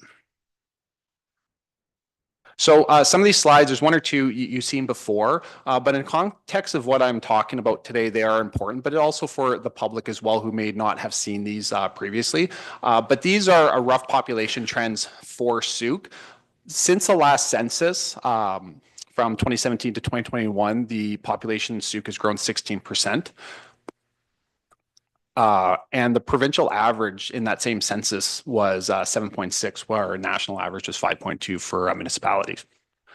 So simply with this is just a compounding annual rate of growth of 3.5%. So I brought it down a little bit from our last census, but we all know that Sooke is growing, and the next scheduled census is for this year. So just an important metric for this, while at the end of the day, these aren't going to be the exact numbers. What important note is that we are growing and the trend is going up and to the right. So this is the second slide that I have shown before for this council, but maybe not everybody in the public has seen it. So this is our 2030 projected calls for service. This is based off of last year. Now there's 2 different bars. So in the green bar, you'll see a 3.5% annual rate of growth based off of our 2024 files, which was 5,800 calls for service for the Sooke RCMP. The red graph is a 7% rate of growth. And by 2030, If we have the lower rate of growth from 5,800 files, will be about 7,100 files. And if we do have that higher rate of growth, it's 8,700. Now, this is just a gauge, but what I can see with the numbers that I have right now and what I'm going to present at the council is we are getting increased calls for service. So one thing I want to talk about is a section that we don't have in Sooke, which is a major crime section. The RCMP, we call it GIS. We like our acronyms. So when I refer to GIS and major crime, I'm referring to the same thing, but just for easy to understand, I'll be saying major crime more. So Sooke is obviously over 15,000 in population. And one thing that Sooke did benefit from is when we had a serious incident in Sooke, we often can rely on the province to come and provide us support. These more serious offenses, if you can see some of them on the screen there, they could involve attempted murder, aggravated assault, assault with a weapon, sexual assault, possession, production, trafficking, child pornography, robbery, arson, break and enter, and so forth. These are the most serious crimes that really can be committed overall in a community, and they often affect the most vulnerable people in our community. In the past, we did have access to a unit with officers who essentially, we don't have the rank of detective, but they're essentially that. And they have specialized training and experience to investigate these more complex matters. For example, something like an attempted murder or an aggravated assault, which under the criminal code is to wound, maim, or disfigure somebody. This isn't something that can be completed orderly in a day or two. The investigations could take a long time. But on top of that, we have very complicated disclosure rules with Crown and through our court system in order to ensure that this is brought before the court in a proper fashion. So with these units, I'll also mention that they target prolific offenders as well. And this is very important. For example, if we have a string of break and enters that's happening from a small group or maybe just one or two people, we can utilize these units or these members to strategically target these individuals to prevent any more break and enters. The same could be said for example, if we had an individual or two that are stealing a lot of vehicles, or perhaps even something like shoplifting. So say they were stealing thousands of dollars hypothetically, or tens of thousands of dollars worth of merchandise from Sooke businesses, every couple months or every year or whatever it may be. We could strategically put plans in place with that unit that can focus their time on those people in order to target them to prevent further offenses from being committed. So in BC, there's 41 municipalities over 15,000 people that have a major crime section. Sooke is the only one that does not have one. I've actually listed the communities over 15,000 on the slide. Now you will see larger communities such as, Vancouver, Victoria, Langley, that sort of thing. But you'll see smaller communities as well, such as, Cranbrook or Port Alberni, Salmon Arm, and that do have their own major crime section and they do have the ability to enforce these. So in fairness to Sooke, because we just got over 15,000, I also looked at municipalities between 8,000 and 15,000, and there's 14 of them that have major crime sections. I will note that when I was looking through this, there is no municipality under 10,000 that doesn't have a major crime section. I did find one specifically, Kitimat, which is about half the size of Sooke, that just does have one. Now, in fairness, they only have one police officer that's dedicated to GIS, but the community there felt like that's something they needed. But you'll see smaller communities, Dawson Creek, Coldstream, Nelson, Seashell, Quesnel, Prince Rupert. They are smaller than Sooke. Some of them are growing, some of them are not, but they do have these major crime sections. Now, I took a comparison with Sydney, North Saanich, and Powell River. I felt those two were comparable in some regards to Sooke. This is a little bit of an eye chart, but basically, Sydney North Saanich is, I guess, would be the gray column. Powell River is green, and Sooke is yellow. So this is just the overall file count for each detachment. So you'll see in 2022 and 2023, Sooke is behind between 1,000 and 1,500 files, respectively, in 2023, and a little bit less in 2022 for those two municipalities. However, in 2024, our files went from 5,300 or so to about 5,800. And the other two communities would largely stay the same. Now, in 2025, I did a year-to-date total, and we are largely on par or beating the other communities. For example, Powell River has 905 files. Last year, they had 6,700, and we're at 964. This was as of March 1st. And we're pretty close to Sydney North Saanich as for March 1st. Now, our calls this year are up 9% year-to-date from last year. Now, I don't know if that trend's going to continue, but if it is going to continue, we're going to look at about 6,300 files, which is over and above the higher range target that I have in calls for service in the chart that I had a couple slides ago. Now, I did run the stats from Sooke and Sydney North Saanich just the other day, and I saw that we were actually tied in terms of the amount of calls for service. So this is an eye chart, but it's the most important chart that I have in this presentation. So without a major crime section, I do not have an effective ability to investigate these calls for service. Now, I just want to go through these a little bit with you. Sooke is on the left-hand side in the orange reddish column. Sydney North Saanich is yellow and Powell River is green. Now, what I did was I took all the stats of the major crime type of files that we investigate. Now, for disclosure, it's not necessarily that a GIS section would investigate all of these files that are on here. For example, for fraud over 5,000, it could be a fraud that's 6,000, but that could also include a fraud that's maybe 250,000. So a larger fraud, the GIS or major crime section would investigate that, but maybe a smaller one, they wouldn't.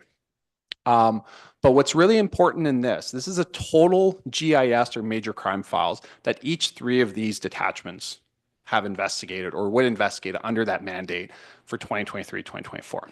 So in Sooke, in 2023, we had 148 major crime files that would fall under the mandate. Again, it wouldn't necessarily mean that the unit would investigate all of them, but it would fall under their mandate. In 2024, we went up to 184. So, and there's some pretty serious charges that are on there, and I'll get into the weeds in a little bit. For comparison, Sydney North Saanich in 2023 was 167. In 2024, they were 159. So we went up by 34 investigations from 2023 to 2024, and Sydney North Saanich, potentially went down by 8. Now, Powell River is higher than us at 266 and 263 respectively. But one of the big reasons for that is their break-in enters at least double ours. Just at the bottom right-hand corner, you can see 130, 207 respectively. But these are investigations that happen in Sooke. So aggravated assault, assault with a weapon, sexual assault, we have 19. Production, trafficking, child pornography. We had 3 last year. We had 5 the year before. Those are incredibly serious investigations that take a lot of time to investigate, but they also, the victims of this, unfortunately, are the most serious or the most vulnerable people in our community, which is our kids. Full stop. Drug trafficking went from 13 to 26. Now, we recently did some media releases on some of the big ones that we had, including a 3.5 kilogram fentanyl amongst other drugs seizure that we got. And obviously, the stuff that's coming into our communities will be sold in our communities, and we already have an overdose crisis right now. I can only imagine what that would do if that hit the streets. Robbery and arsons, the file count's pretty low, but break-in enters, we're at 58. So now some of those now not every break and enter is created equal. And this is just a very 10,000 foot overview of the type of files, but you can read those and you can see that some of those are well, they're all very serious, but some of them are very different in nature. So I'll move on from this, but what I wanted to do was just have a comparison with some municipalities that are geographically close to us, but also close somewhat in population.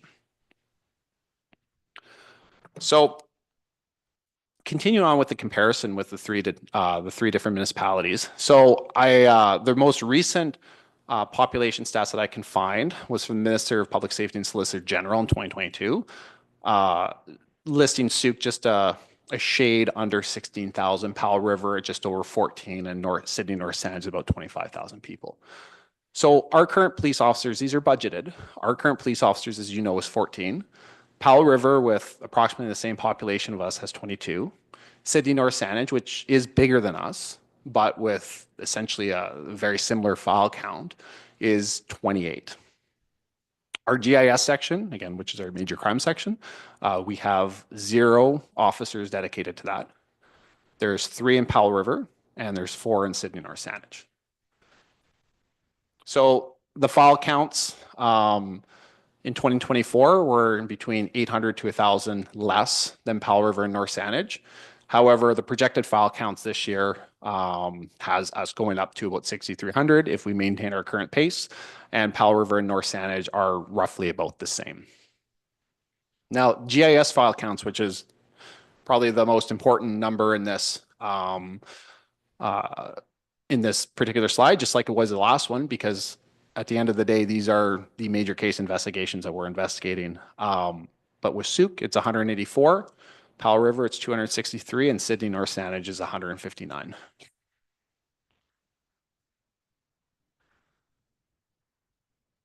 So in just a brief history of time here, just in regards to the previous budgets. So at the end of the day, things have changed since 2023. There's new cost pressures, and I'm very alive to the budget cost pressures that are happening this year, and that's going to happen going forward.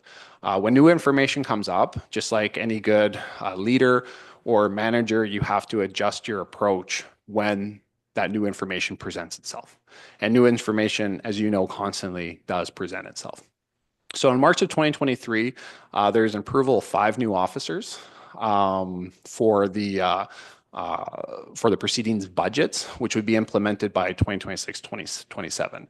So there's a couple promises and service delivery upgrades that were going to come from that. The very first one was 24-hour policing coverage, which was very important for our core policing and 911 response for this community. And that was going to be done first, which it is implemented right now. We do have 24-hour policing right now. The second would be largely to implement a GIS section in at the detachment. Now, there's other things along with that, with more officers. There'd be more traffic patrol. There'd be more community participation in events and that sort of thing, amongst some other important but secondary objectives. In March of 2024, budget pressures outside of council's control and city staff's control pushed the 5 officers back to essentially 2028. So they'd be budgeted for roughly 1 a year. In 2025, we're notified that unfortunately, because of budget pressures that are outside of everybody's control, one of them being ecom, that we couldn't fund any new police officers, and more specifically, the 2 police officers from 2023 that were in the original budget. Sorry, the budget for this year, the planning budget. And our final officer is pushed back to 2029, which was presented not too long ago.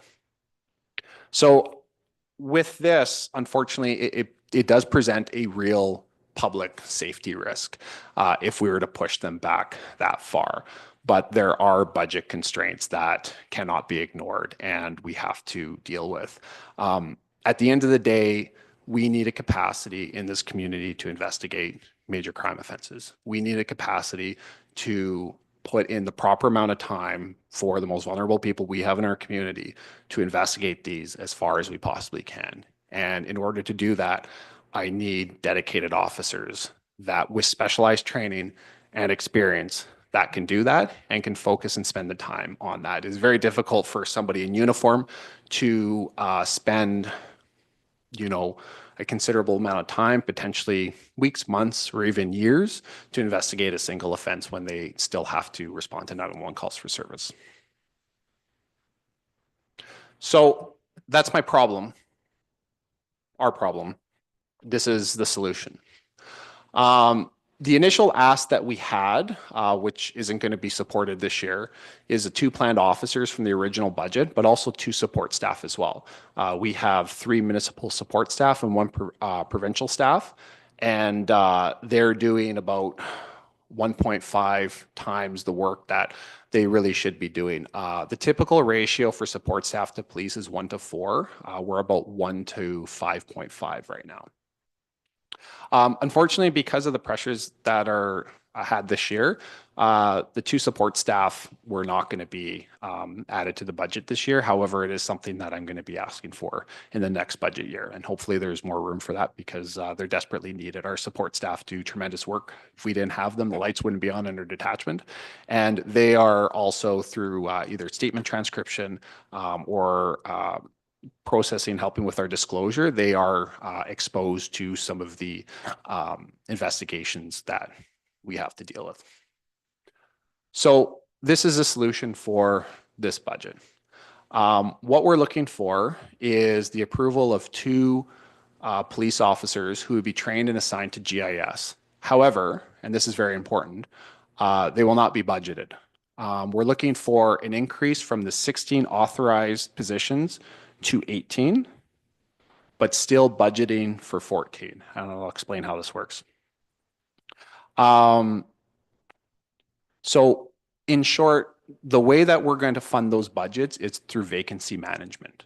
So if somebody transfers out, which there's always planned transfers, we won't fill that position. Or if we're going to fill our major crime section internally, where they come from, for example, in uniform, we would leave that position vacant.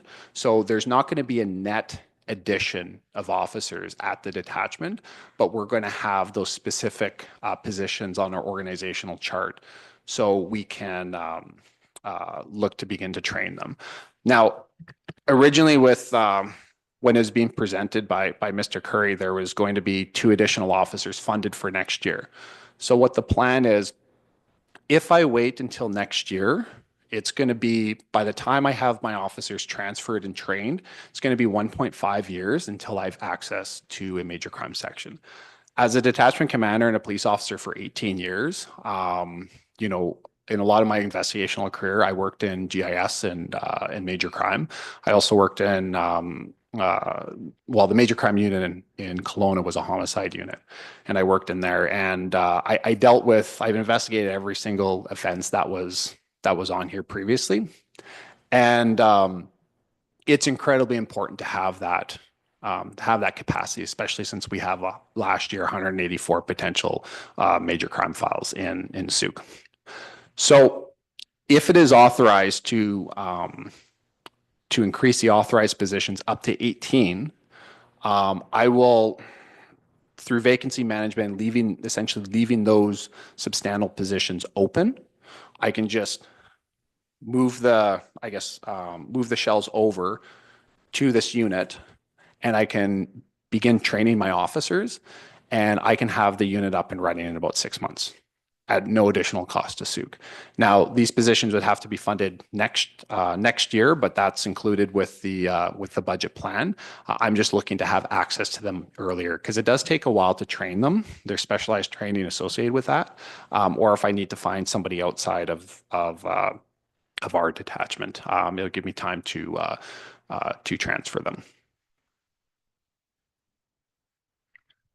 So having that additional year buffer with this unit is very important. And at the end of the day, it doesn't cost Sooke anything this year, and it doesn't increase the budget.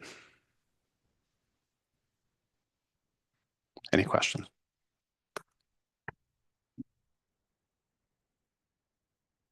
Thank you very much for being here today and for providing that background in addition to the PowerPoint. Sounds like you know what you need to do and have a plan to address it. So I appreciate that very much. Councillor St. Pierre, please. I had a few questions, like a list now because of all the stuff you just gave us. I was curious about the GIS units. Every other local government has one. I'm guessing they must coordinate to deal with major crimes on a regular. How did we actually deal with the GIS files without a unit? And how do we coordinate, and how does that actually, work or not work? Would be my question. My first question.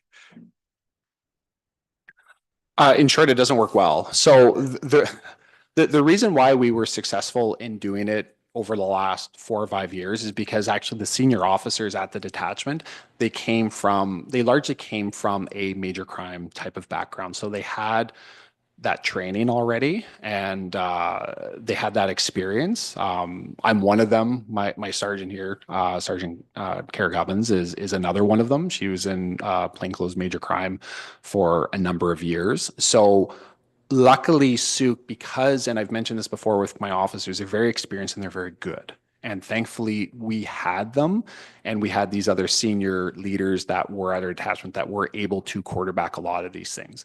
But unfortunately, we're kind of playing with fire a lot, because what we're doing is we're taking essentially people out of their substantive positions, and we're robbing Peter to pay Paul, and we would have them investigate or help investigate with these files, but then we would then have a lack of service in, for example, 911 response. So unfortunately, that was largely how it was. And previously, as I mentioned before, we did have access, I guess, under the table for a provincial GIS unit to come and help.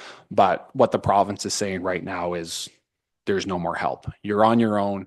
You're over 15,000. You have to investigate these things as per, proper standards, professional standards, on your own. Okay. I was curious as to whether or not Powell River and North Saanich also benefited from provincial officers. We have, I believe you were saying, 6 additional provincially paid officers. Do they also get that sort of assistance? Yes. So there is a provincial area in those, and I'm going off the top of my head here, so please don't quote me on this, but City North Saanich, I believe, has 6 provincial officers, but that's for the rural areas. Now we're an integrated detachment, so we'll go to, we'll help each other out. So that's not an issue. Powell River, I believe, has 8. However, the numbers that I have up there were only the municipal officers. So for example, we have 14 municipal and 6 provincial. I don't have the slide in front of me now. So, but I believe Sydney North Saanich was 28 or 26, and Powell River was 22 for municipal. Okay. And I'll ask one more question, then just make some space. I was curious about, in your opinion, because right now I think that we have to, in some ways, make some really hard decisions. We had a little chat earlier, and from my point of view, 24/7 coverage is reactive. You're there to be there when the calls come in. It instills confidence in the community. The community knows you're there, and obviously the people committing the crimes know you're there. So, but it is at the end of the day reactive, whereas the GIS unit feels more proactive. You can actually go over the major players in terms of, drug trafficking and so on and so forth. You can actually be more proactive in terms of actually doing certain things. And then on top of that, there's the community policing piece, which I am mighty fond of myself, but which hasn't even been discussed. Is it a situation where if we step back from 24/7, we could have GIS more easily? And I know we have a commitment to 24/7, but we also have a commitment to actually making sure the community can pay for the services and providing the best service possible, not just in terms of the optics, but also making sure we're addressing, for example, major crimes. What are your thoughts on that? Yeah, that's a great question. And I don't have my other slides in regards to our comparables for other municipalities in terms of like cop to pop and that sort of thing. But we're falling behind, and we have for a little while in regards to how many officers we have. And that's And that's in relation to our rate of growth. Because our rate of growth is so high, we're playing catch up when it comes to how many officers we have. Now, in regards to shifting some officers, which is a good point, from 24-hour police into GIS, that was certainly one of the options, but in my opinion, it's we desperately need both. So a city the size of Sooke, we're ripe for the picking when it comes to having round-the-clock police service. Now, this increases our response times, it increases our presence out on the road, but it also helps my members as well in terms of like member wellness. So they're not overtaxed, they're not overworked. A lot of my members come in on their time off to do extra things, whether it's community events or whether it's I have one member that I think he's only had a couple days off this past month because he's working on something, or he has worked on something, I should say. And so I don't want to burn the candle at both ends with my officers as well. So, but it was something that the community did want, and it's something that we want to action as quickly as possible. Other questions? Go ahead, Councillor Bateman, then Beddoes. No, just Bateman. Yeah, thank you very much for the further education. I'm shocked that we lack this major crime section. However, you were saying the provincial GIS unit would support us prior to our 15,000 population moment. Kind of. It was a little bit, they wanted to help because that's just the type of people that they are, and they actually still want to help. But the province is essentially saying no. Sooke is a municipality over 15,000. Yeah. This is something that I've heard before, and my plan to them was, listen, like we're doing 24-hour policing first, and then with the additional 3 officers as per the 2023 original budget plan for the next couple of years, the last 3 officers were going to go into our GIS section, because ideally you'd want, and there's a lot of operational reasons why you'd want this, but you'd want 3 officers for any GIS section.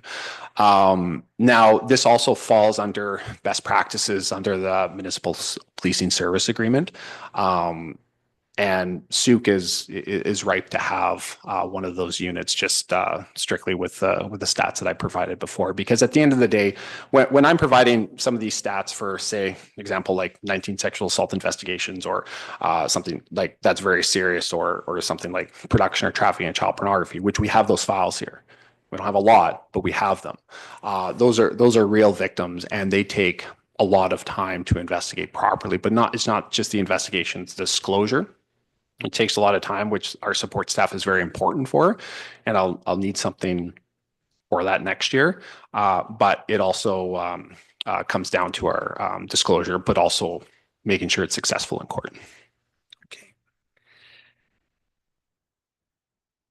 My other question, I noted you've said you need 2 more support staff, and you will be bringing us that request next year. Now, I note in your 2026 budget, as proposed in this 5-year plan, those individuals are not in here. So we're immediately bumping up our anticipated increase next year by another % likely. So hopefully that's going to be noted and included in this 5-year plan. Yeah. It's interesting to me. I did go back and look at what Sooke was spending in 2017. I found a 5-year plan for 2017, 2021. Policing was how much? It was, it's about half of where we're at today. So we're catching up. Thank you. I can comment on that. Yeah. If that's okay. Yeah, in 2017, so one of the reasons why the cost per police officer has gone up is the RCMP was the only ununionized police force in the country. There's 84 police forces in the country, actually, municipal and provincial and otherwise. At that time, I think specifically that year, we were ranked 82 out of 84 in regards to pay. We were significantly behind everywhere, and essentially our Our recruiting was non-existent because it was very easy for somebody else to go to another force and get paid, at market level for a police officer. So once the RCMP became unionized, they implemented new contracts that brought us up into the realm of comparable police forces, but also just like everywhere else, and just like with the additional $40,000 per year for an officer, if I heard that right, we're hit by inflation. Things are just more expensive. Vehicles are more expensive. Uniforms are more expensive. Equipment's more expensive. Computer software is more expensive, and it goes on and on. So that's one, because I want to say like a police officer was $140,000 a year in 2017-ish, and now we're 252. So those are some of the big reasons why they've gone up. The other part to that is that we're also increased the percentage that we pay. So we would have grown from 70% to 90% as well. So that's another element. Yeah, those annual jumps per officer, I can't find that number.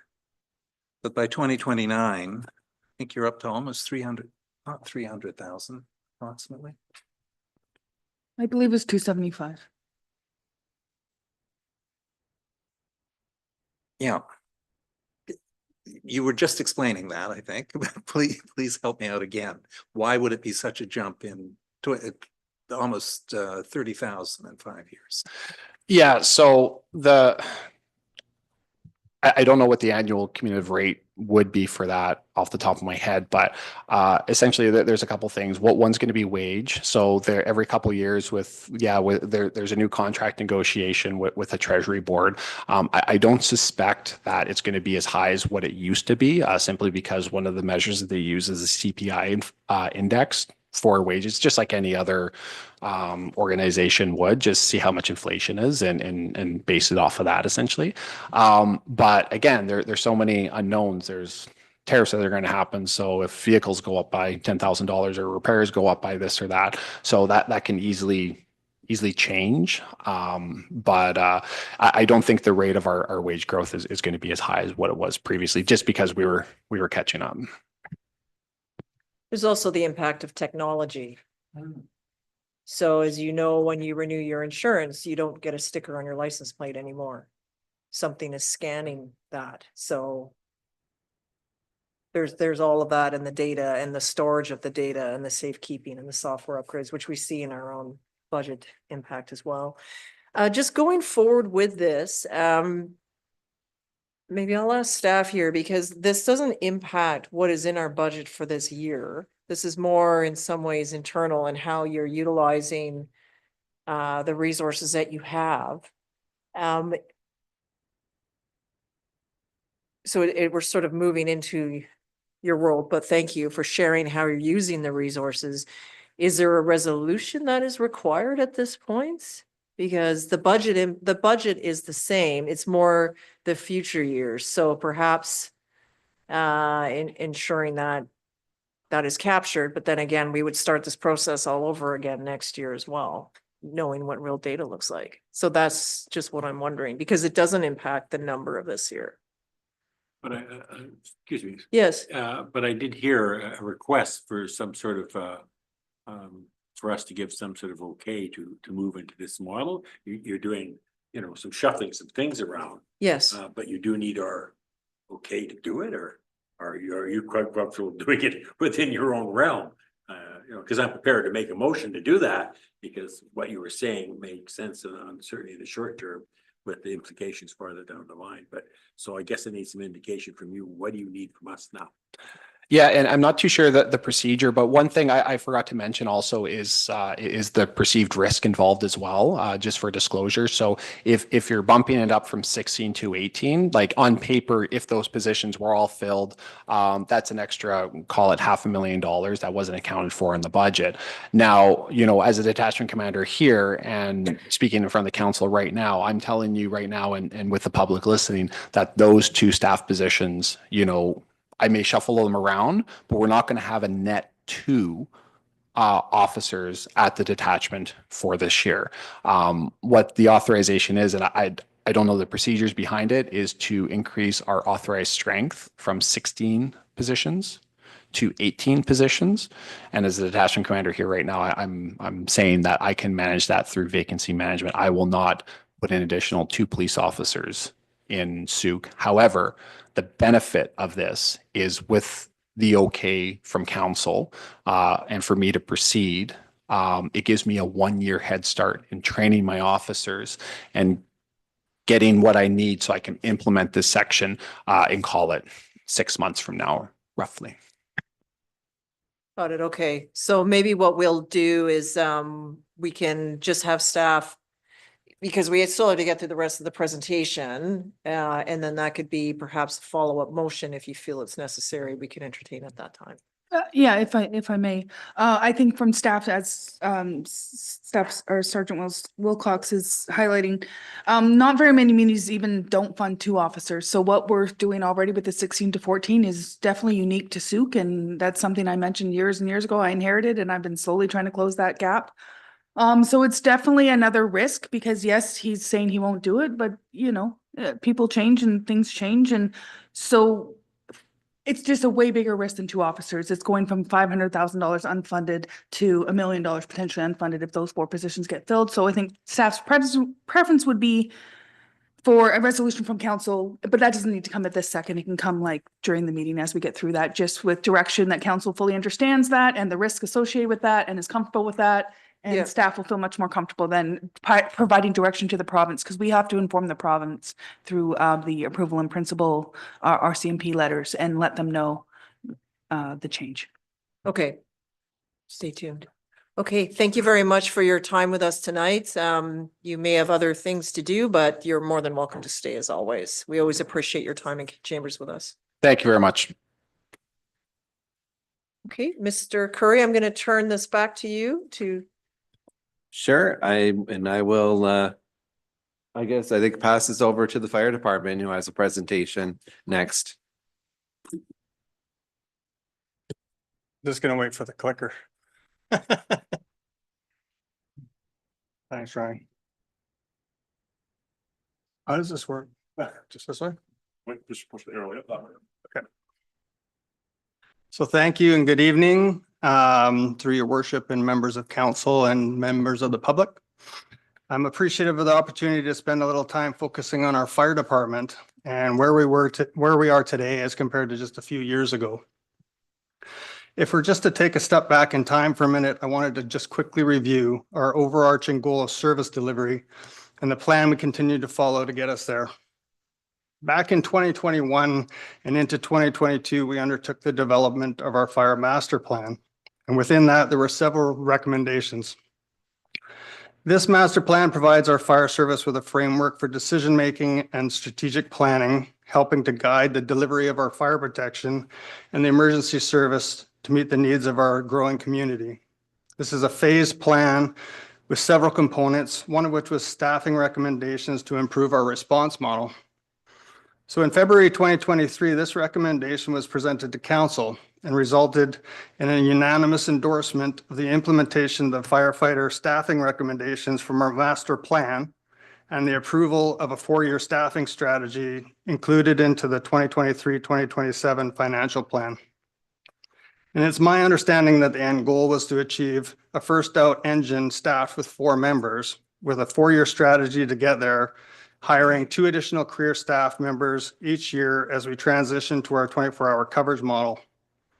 I think it's also important to point out that we don't have any real major increases to our operating budget for 2025, except for continuing to follow this approved staffing strategy.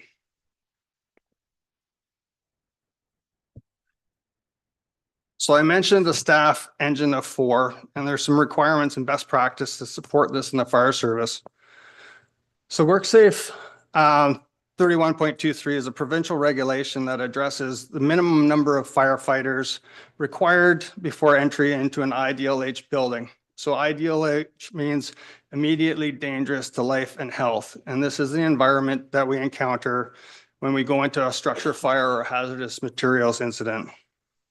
So a quick summary of the regulation states that in order to enter an IDLH building, the entry must be made with a team of at least 2 firefighters, with at least one additional firefighter dressed, equipped, and available to be a rescue worker outside.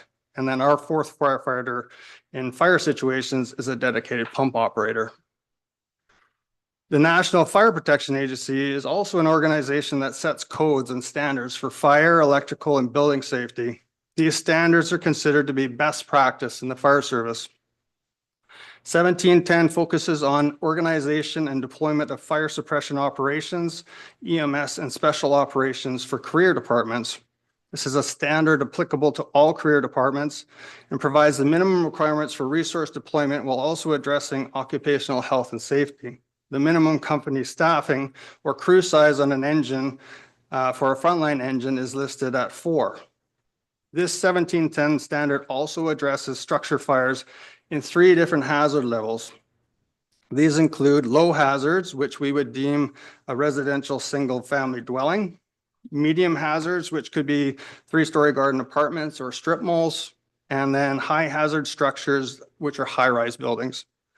As you can see on the slide, the minimum requirements for an initial alarm deployment, which is the number of firefighters needed to effectively deal with a fire in one of these structures, is quite labor intensive. As per the standard, a low hazard single-family house fire requires 15 firefighters, and a medium hazard apartment requires 28. Here in our community, we currently respond to low and to medium hazard structures.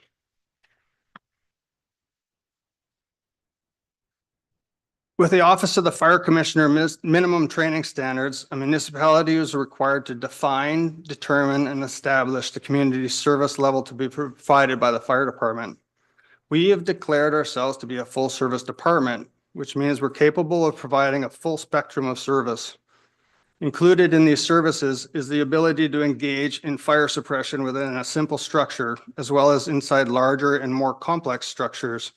And in order for us to have this ability and avoid delays of an initial interior fire attack, we're required by WorkSafe to have a minimum crew of 4 on the first arriving apparatus. And then with the building and safety standards, they list a 10-minute response time as a benchmark for an effective initial fire response.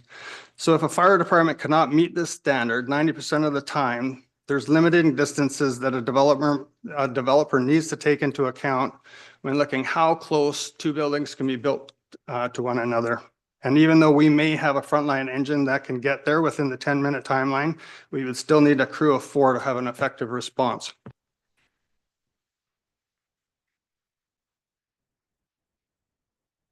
So as a fire service, we recognize the costs associated with providing fire protection and emergency service to our community. We don't take this for granted, and we're constantly pursuing opportunities where we can help offset these costs. Some of these current opportunities that we're engaged in right now are listed here on this slide. Our Fire Smart grant for 2025 and 2026 is already up. We've applied. We've been successful in the past, and we're pretty confident that we're going to get approval for this grant moving forward. And that's for $400,000 over 2 years. With our composite and volunteer department grant, we're just waiting on our final approval for this, which is going to assist us with some of our equipment replacement. And that's for $28,000. We have been approved for $150,000 for disaster risk reduction. And we're going to be using this towards a hazard risk and vulnerability assessment for our community, which is going to work in parallel with all the current work that we're doing with our emergency planning. We've received $48,000 towards continued Indigenous engagement. We've recently applied to $40,000 for emergency operations training and equipment, as well as $40,000 towards emergency services training and equipment. So overall, over $700,000 in grant opportunities to help offset some of our costing.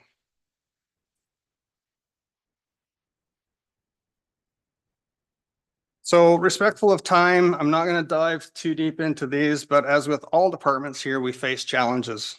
Challenges that aren't always easy to resolve and some that we don't have control over at all. Things like navigating changes to a Fire Safety Act. Tariffs are already mentioned, where we really don't know the full scope and impact this tariff war might have on us. Obviously, we are looking at opportunities to buy Canadian, but with some of our equipment, we're very limited as who we can buy this from. Inflation is a challenge. Looking back to COVID and the supply chain issues and long delays in delivery, prices still remain high, and there's no real explanation as to the direct cause of this. A weakened dollar doesn't really help us. Even buying from suppliers in Canada, most of the items that we end up buying still have costs adjusted to the currency exchange of the US dollar. We try and do more with the same amount each year, but our city is growing, and with that, our call volume is increasing. I believe when we did our first analysis with our fire master plan, we are looking at a yearly call volume of around 800 to 900 calls per year. And just in 2024, we're just under 1,500. As mentioned earlier, we continue to follow our master fire plan with a lens of delivering a high level of service while strategically planning for the growth ahead. But our community expects a high level of service from us. Recent public engagement showed a high percentage of the public rate the fire service as good or excellent value and are happy with this service that our fire department is providing. There's also strong support to maintain a focus and priorities on public safety and the fire response as our municipality grows. We're moving in the right direction, and we truly do value your continued support. I thank you for your time. If there's any questions, I'll do my best to answer them for you. Thank you very much. Chief Kennedy, questions from council? Go ahead, Councillor Bateman. Yeah, thank you for that presentation. I think you're looking at 4 rotations of 4 firefighters each. Yeah. Well, and will we be at that point by 2029? If we were continuing our strategy, I think by 2027, we're projected to have our 16. If you wanted to truly maintain a 4-person crew on a truck, then that requires 20 members because you need to accommodate vacation coverage and vacation. But right now, what we're looking for in terms of our continued strategy is to get us to that 2027 mark of the 16 members. Okay. So when we look at your anticipated increases, 0.88 next year, 0.79, 0.72, that includes 1 new firefighter per year. Yeah, and I think we've had that discussion already that with the finance and the optics of what those years look like, we are truly only pushing the costs down the road and delaying the inevitable in terms of if we want to maintain the high level of service that we're providing right now and get to that other piece, we need to maintain those 2 firefighters a year. Okay. All right. Thank you very much. And then in regards to the earlier question about the fire truck, it's that goes back to 2023 that it was ordered in February. So do we know when it might arrive? Somewhere. I knew it's always like a few years out. Yeah, from everything that we've seen, it's probably going to be early next year. Because of the supply chain. Based on supply chain issues, based on delays in terms of when you can actually get your order in the queue with the actual company to get it start to get built. Oh, I see. It's Okay. up to 24 to 28 months. Okay, yeah, I just found the article. It goes back to February 2023. Yeah. Councillor McMath, I see your hand.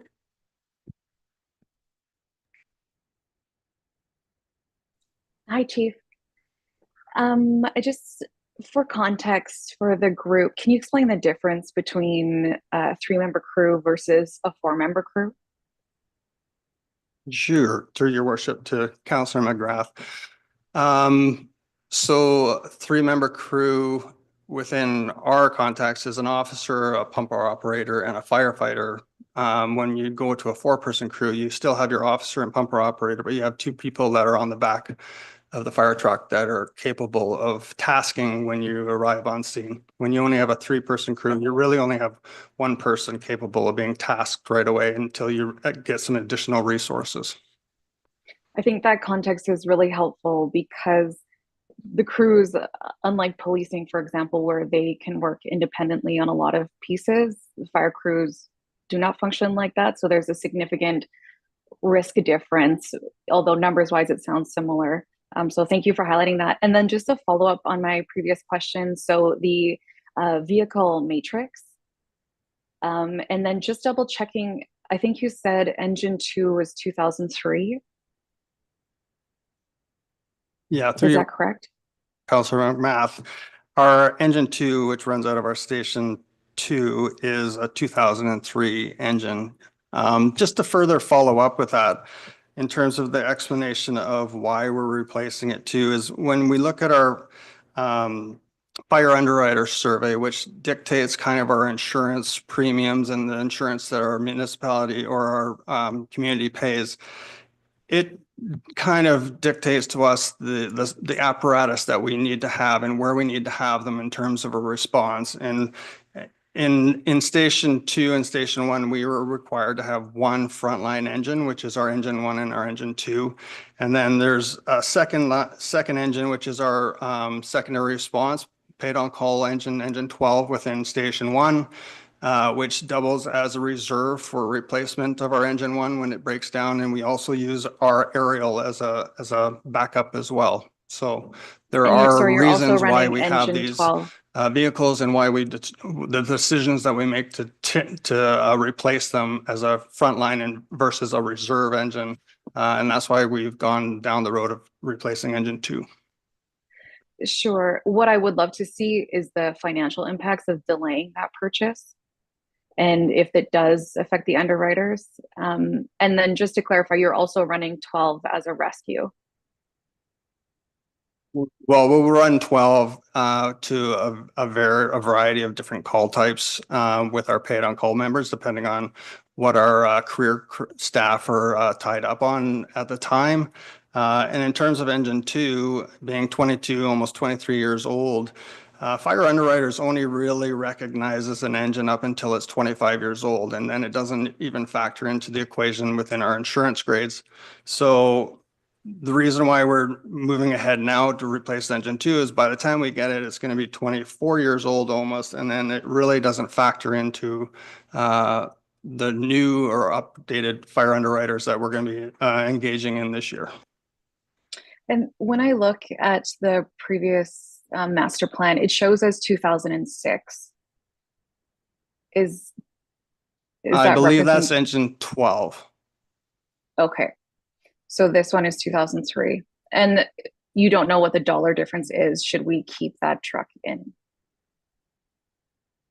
The impact of it? Correct. Yeah, I don't have that at this time, no. Okay, it would be really helpful. I hear everything you're saying and I understand, but it is a significant cost to our budget.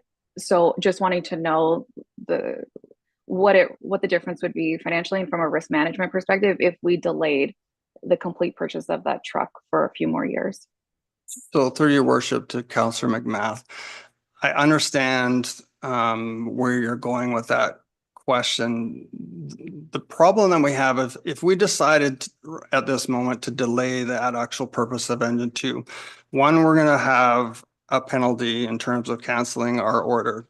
2 is right now the price that we have this engine at, and yes, there might be some variations in terms of the dollar as it gets built, but the price that we actually have it at in terms of our contract, if we were to cancel that and start again tomorrow to do the same truck, it's going to be considerably more expensive to do it anyways. And as we mentioned before, we're only gaining maybe one more year of life out of a truck that's going to now not be recognized by the fire underwriters. And we're going to have to explain to them why we don't have a new frontline engine at Station 2 anymore.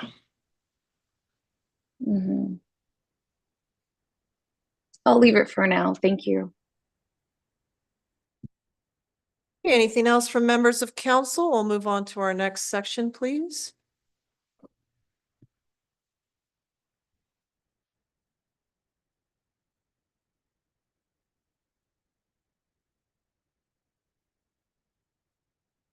Good evening, Mayor and Council. Park staff do much more than maintain district parks. We also attend to all district-owned property in some capacity, including road right-of-ways, respecting that road maintenance is done by other agencies, but we attend to also boulevard maintenance, multi-use pathways, transit shelters, fire halls, and all municipal properties. The trajectory over time has been a steady increase to our land bank and associated infrastructure. In 2024, we have approximately 923 acres of district land to oversee.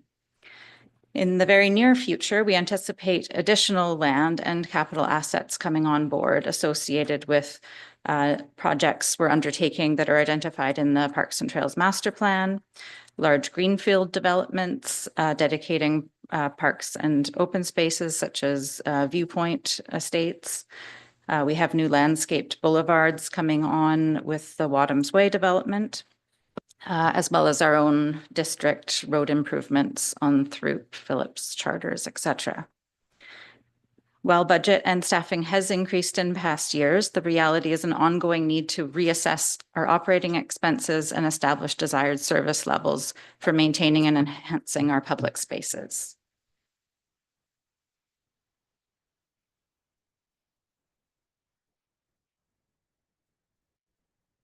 The Parks Department has a broad scope of service delivery.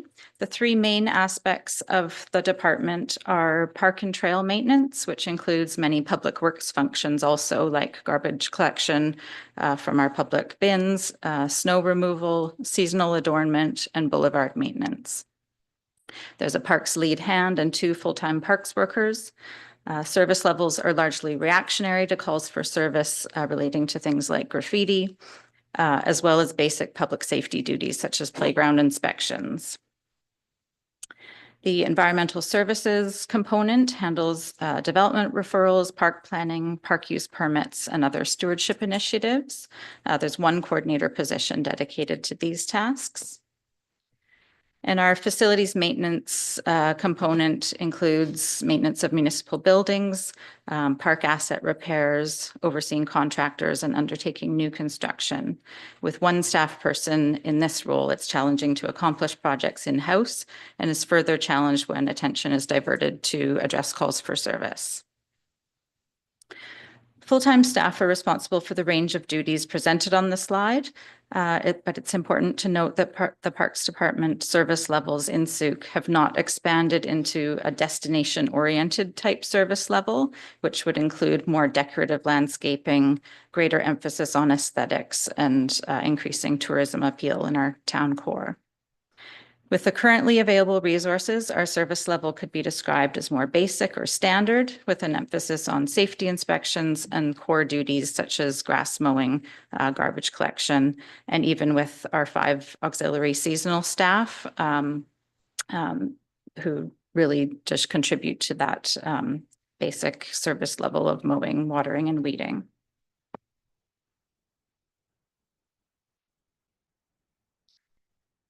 In the 2025 budget, Parks is requesting funds to convert an auxiliary parks laborer to full-time continuing, and this would require an additional $38,000. An additional position would allow work to occur throughout the year, address challenges with retention and recruitment. And I'll clarify that this ask is solely to provide staffing security to maintain the current service levels.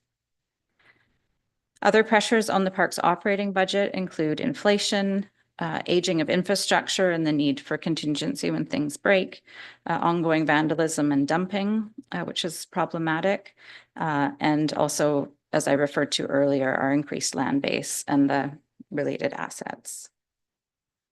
So staff have reviewed each line in the operating budget and managed to find ways to reduce by approximately $14,500. These are things related to irrigation maintenance, janitorial, and electricity, which I can speak to if there's questions there. However, an additional $29,000 is requested to cover the cost trends for increasing trends for park materials and supplies, seasonal adornment events as per the new recognition and awareness policy that were not previously recognized, snow removal, which has historically been funded by reserve, increasing water costs for new boulevard irrigation, and also a new cost for rental fees for the tourism kiosk on Highway 14. So the implications to service levels if the proposed budget isn't supported is a continued decrease in service levels as staff are stretched across a growing land base and a growing number of assets. Staff would have to focus on reacting to the calls for service related to public safety as the first priority.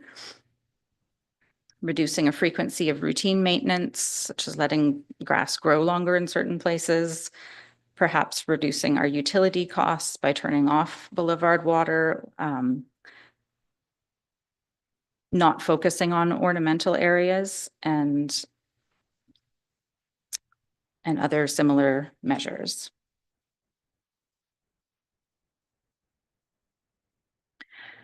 So we did hear from residents that the top priorities for increased investment are local streets and roadways and parks, outdoor spaces, and sidewalks and trails. While the district contracts out road maintenance service, park staff do spend much of their time maintaining multi-use pathways, boulevards, beautifying streets, and tending to parks, trails, and outdoor spaces. Again, the current level of service offered is basic, addressing our core maintenance and public safety needs, and capital investments are usually grant dependent. So the current budget ask will not improve service levels, but will help streamline daily functioning of our service provision. Admittedly, the current staffing level is lean and leaves us vulnerable.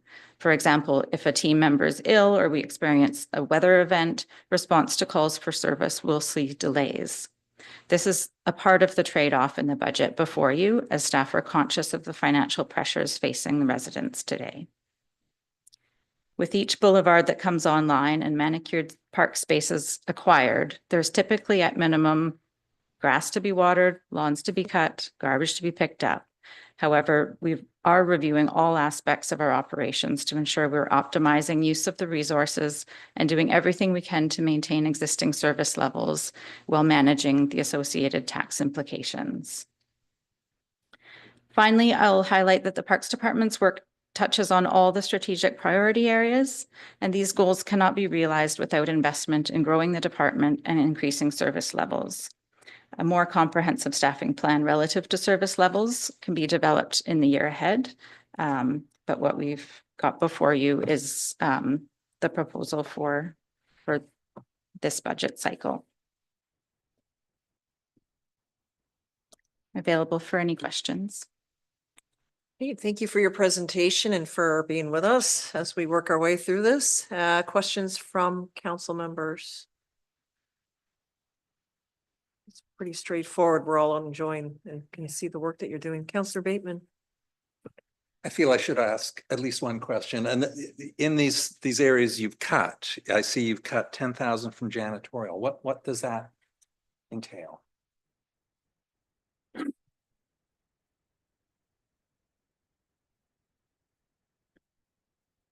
Through the mayor to Councillor Bateman. So we are in the process of reviewing our janitorial contract for this building and other office buildings. And it was a competitive process and it's looking favorable that we'll find some cost savings.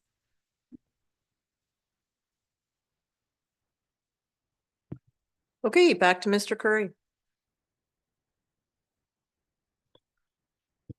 Thank you.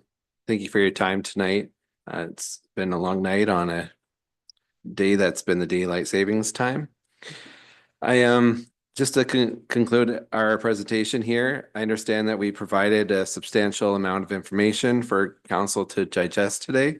As you've heard, there are numerous competing priorities, including the RCMP, fire department, parks, general administration, and the maintenance of aging infrastructure, all while supporting new solutions for a growing community.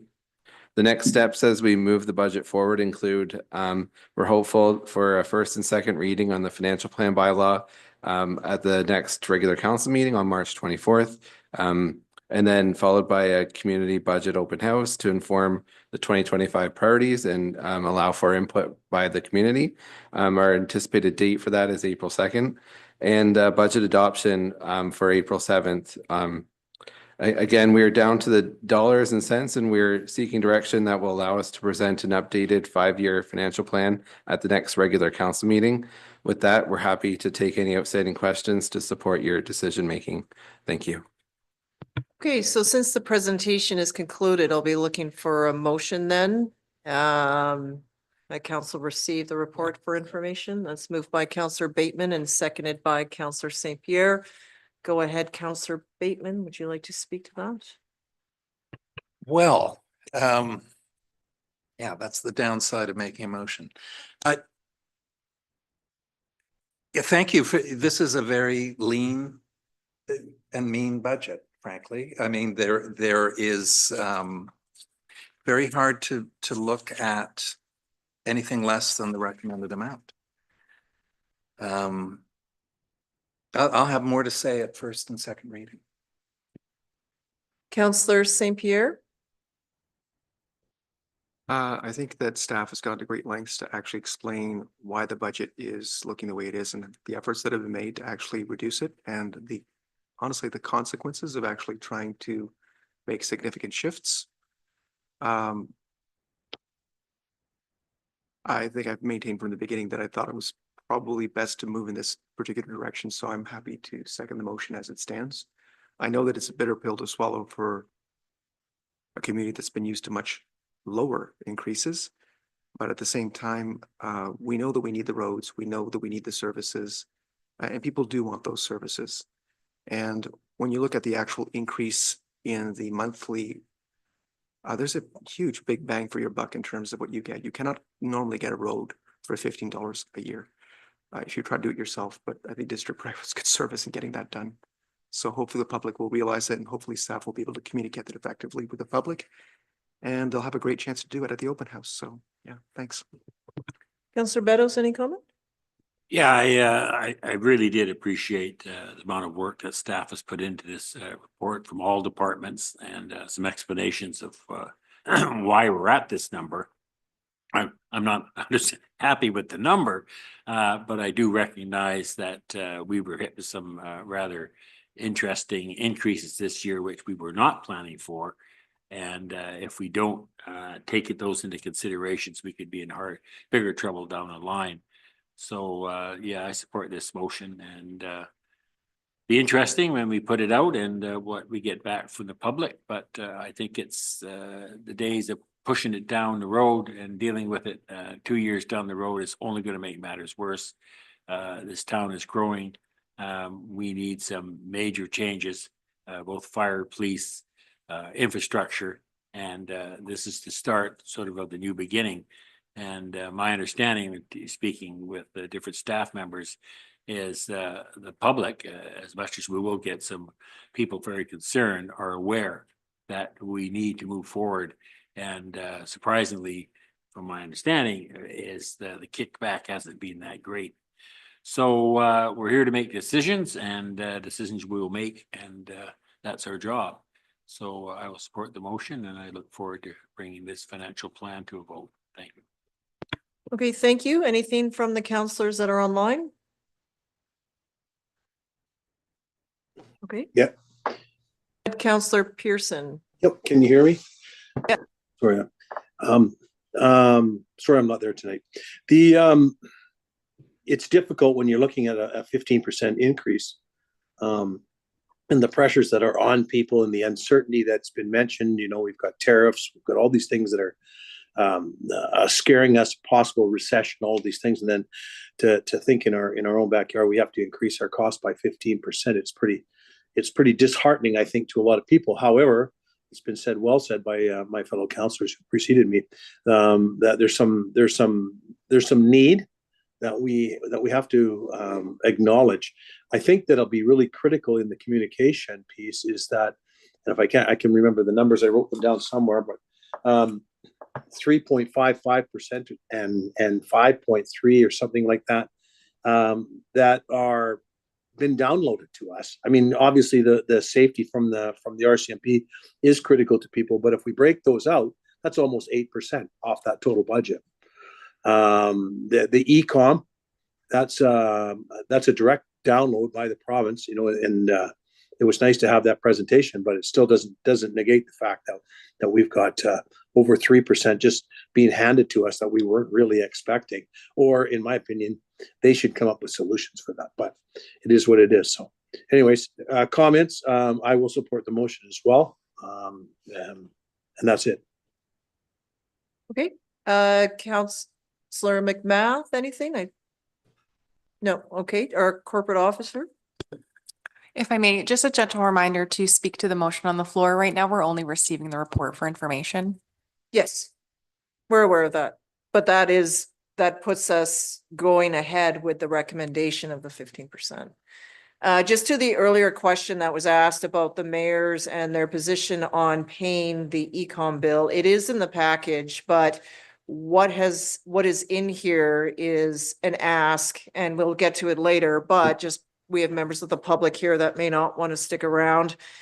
Is the final ask has been to maintain 100% transitional funding, address the funding inequity, introduce a call levy to offset the costs, engage in meaningful consultation. And in here, it does read that none of the mayors will sign the agreement or make any payments to e-com. However, we are aware that we need to budget it in case we get a ministerial order to do so. So otherwise we're scrambling, but we'll wait and see what happens when the bill, that's the letter that was signed off, which you'll see under 12.3. Okay, so I will call the question then. I just am have in a favor of question. this. It does move it along the process. So I just have a question. speaking, I'll come to you next. This will move us along to the budget open house, and then also the readings of the budget or whatever order that was that Mr. Curry had on his slide, but it does move it into the public realm, where they will have the opportunity to weigh in. So we need to do something in order to move this process. Councillor McMath? Just in terms of the e-com download, does it not negate any power that we have when you send a letter saying that we are refusing to pay for it, but we are budgeting for it? Well, the letter will come later in 12.3, so we've pulled that. But as stated earlier by our staff, we also need to find the funding, because it's seemingly we will need to pay this bill. Okay, so I'm going to call the question. All those in favor, please? You know, that is asking us to put in these numbers. Well, it said or.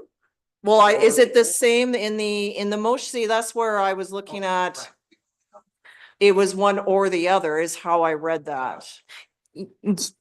Yes, so council could either receive this report for information and do nothing tonight or direct staff to bring forward the financial plan, including the percentage tax increase that council would like to see.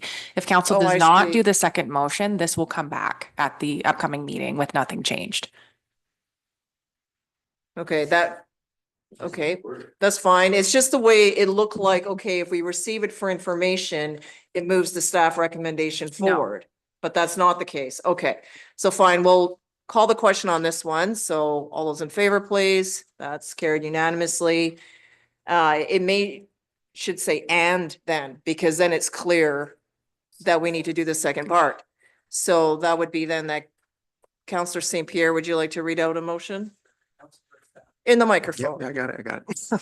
The council directs staff to bring forward the 2025-2029 financial plan bylaw that includes the residential tax increase to not exceed, I believe it was 15.89%, 15.29%, or what was the number on per average?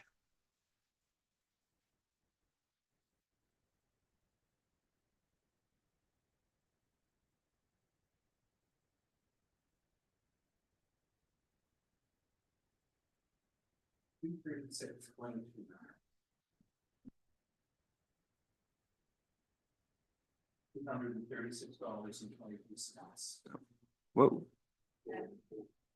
That looks high. I'm not supporting my own motion. Sorry, I've changed my mind. Can't we just be 15.29%?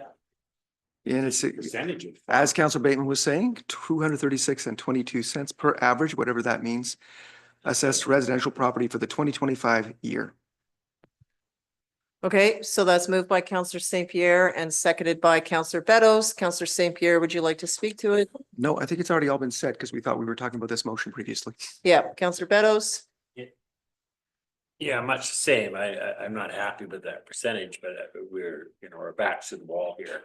And so I'll support it. Okay, anything from anyone else? Call a question, all in favor? And this carried unanimously. Okay, thank you, staff. We'll move this on and move to 9.2, which is the Sooke Food Bank Community Service Agreement additional funding request. So thank you to those who are still here with us tonight. And I'll turn it to staff, please. I can quickly speak to this. The Sooke Food Bank has requested an additional 50,000 annually, bringing their service agreement to a total of 100,000 per year.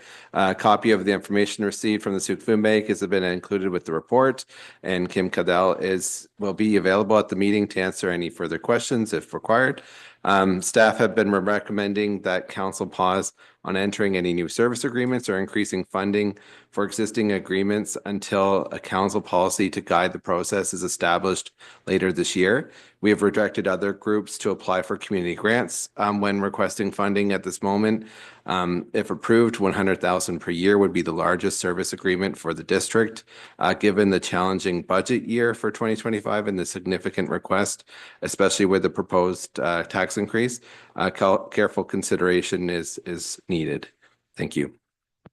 Okay, thank you, staff. There's also a presentation that's within here that I believe the food bank has provided that just goes through the proposal. And everyone can read the materials here. So I'll look for a motion and then we can look for questions. Councillor Bateman. I'll move that council receives the report for information. So that's been moved and seconded by Councillor Beddoes. Would you like to comment, Councillor Bateman? Yeah. So I very much appreciate that the Sooke Food Bank is experiencing increased levels of service demand and pressure. And it's not alone. I think the national numbers here suggest that I've got them somewhere here. Demand for food banks in British Columbia is surging, reflecting a grim national trend. BC Food Banks report seeing more than 225,000 monthly visits, up 15% over 2023. About a third of the BC Food Bank users are children. So there's a lot of issues at play here. It's worth noting that a year ago in May, you did come to council and we doubled your service agreement to 50,000. I think the staff was recommending you move forward at an incremental rate of 20% a year. And we opted to say, okay, we're giving you the 50,000. And that matches up with the top service agreements that we distribute to, I think, Sooke Region Communities Health Network gets that amount. When you spoke to us a year ago, I took careful note. You noted policies to reduce hunger as rated by Kim. I've got it here. Councillor Bateman, if you're directing questions, then she should come forward. It's more comment. Yeah. Okay, so. But yeah, well, come forward and let's. That's permissible. Because it's kind of awkward to have someone answering from the audience. Yeah, so. very true. There's a whole list of advocacy needs, and they raise provincial minimum wage levels, increase the stock of affordable housing, increase addiction support and services, implemented guaranteed annual income, a basic income, raise pension levels for seniors, increase social assistance benefit levels, increase levels of provincial disability income supports, increase mental health supports. So these are all matters above and beyond the basic need for you to service these individuals. So comment on. So there's not a lot of services in Sooke for the people. So we try to supply. So I have an agreement now with the Ministry of Health, and I have a nurse and nurse practitioner that anybody in Sooke can use on Thursdays. We have the ministry come out, and because what we're finding, it's mental health. It's so much more than just food. If it was just food, the problem would have been solved a long time ago. That would be really easy. The fact is, it's mental health, it's wage equity. There isn't any. If seniors and people on disability were funded properly, 1/3 of our clients would go away. 1/3. That's a huge amount. Where with the new housing is wonderful, because to see so many now of our clients that are in stable housing is wonderful because it is nicer to serve people housed than when they're not housed. But at the same time, the agreement was that we would bring in other people from other than just Sooke people living in those places. Well, those people need assistance too. So every time we move in a block, in the beginning, it felt like we were getting 100% of the new people moving into Sooke were coming to the food bank. I'm going to say now at every 10 that maybe move in, 6 are registering. You know, it's the amount of new people. If we ever had a situation where every person that's registered at the Sooke Food Bank needed to use the Sooke Food Bank, I'd be servicing 5,000 people.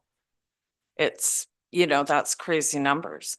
I wish that there was more jobs in Sooke. I wish the bus system was better. Like there's all these things I can hope for. I can only do what I'm doing. From Port Renfrew to Beecher Bay, we're trying. I do anything to help. If it's education, we'll help support you. You know, anything to get people so that they don't need to use services of the food bank. I'm overwhelmed. And prices are going up. It's all, you know, everything is changing. And where we're looking at, you know, we're serving so many people 6 hours, 3 times a month. So in 18 hours, we're actually there serving people. I served 50 households while we were closed this last time, which was, I think it was a 2-week close. So. Thank you, Ms. Cadell, for the work that you're doing. I think it gives us some insight into what you're grappling with, and it's something we can take away and think about as we move forward through the budget process. And I will always ask for way, way more. Always. But thank you for the work that you're doing to cover off such a large region. Councillor Beddoes? Yeah, this distresses me to the nth degree. Because when they built those buildings on Drennan, we knew this was coming. And, you know, we don't get any more help from the province. And province is the ones that's tasked with mental health and health. So to me, it's another download. I look at the province promising households $1,000 to offset their groceries, which they reneged on, which I understand why. But that would have brought $5 million to Sooke. It's 5,000 households, I'm figuring. Now, if they just took that 1% of that money, that would be your increase. So I appreciate you coming here, but I think we need to be going back to the province and saying, you are not servicing us here in Sooke with your responsibility. We have a tough time with this 15% tax increase. And if we put another $50,000, there's another 0.5%. And I think that would be tipping the scales.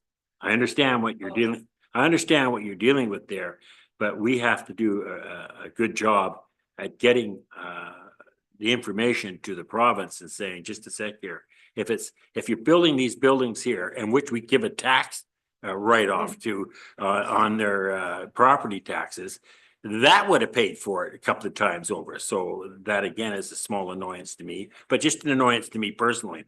And hopefully next year we can have a look at that. But that building in itself, I mean, it's wonderful to have that housing for people, but you can't house people. You have to bring in the supports, and those supports are falling onto the food bank. And the food bank is becoming more than a food bank. It's a mental health hub for a whole lot of things, and that needs to be looked at by the province. I commend you for what you do, but we have a bigger problem here, and we need to get on with getting some advocacy to the province of get off your ass and start supporting the people. They seem to be able to find $1,000 per household a few months ago, and now they can't find a few bucks to make life a little bit better for some of our misfortunate people. So I'm just on a soapbox now. I'll shut up. Councillor St. Pierre. I'm gonna ask through your worship an awful question. And you've been on here all night, so maybe you'll appreciate or maybe you won't.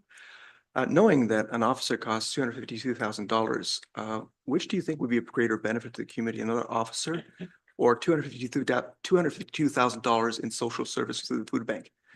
I would go for the police officer. Good to know. I'm just saying. No, that's good to know. Like, Tell us. Why. do you know what? I've been at the Sooke Food Bank for 13 years. This year in 2025, I've already had to call twice. I've never had to call. And I've watched the police officers in Sooke that treat these people with such care and dignity. And I know you're going to hit, there's people that are not going to agree with that.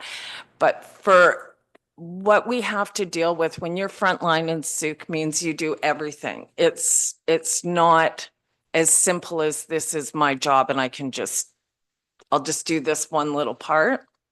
I see the officers become really involved with people and they're a good value for your dollar. I really, really appreciate your answer. That was great. Thank you. Okay, tough question. Thank you for being with us. I'm going to call the question. We need to move on. Very quick. It'll be quick. So it is noted here that you will provide us with your current financial statements and some updated stats, because we have the 2024, but whatever you can provide us, and we have the seniors advocate arriving in town in a couple of weeks. Same day as my AGM. So our AGM will be when I'll have all that together for this year. And I'll be there for the seniors advocate in the morning and then over for our AGM. Okay, thank you, everyone. I'll call the question. All those in favor, please. And that's carried unanimously. Thank you. We'll move on. Thank you for being with us tonight, the both of you. Into our bylaws section here.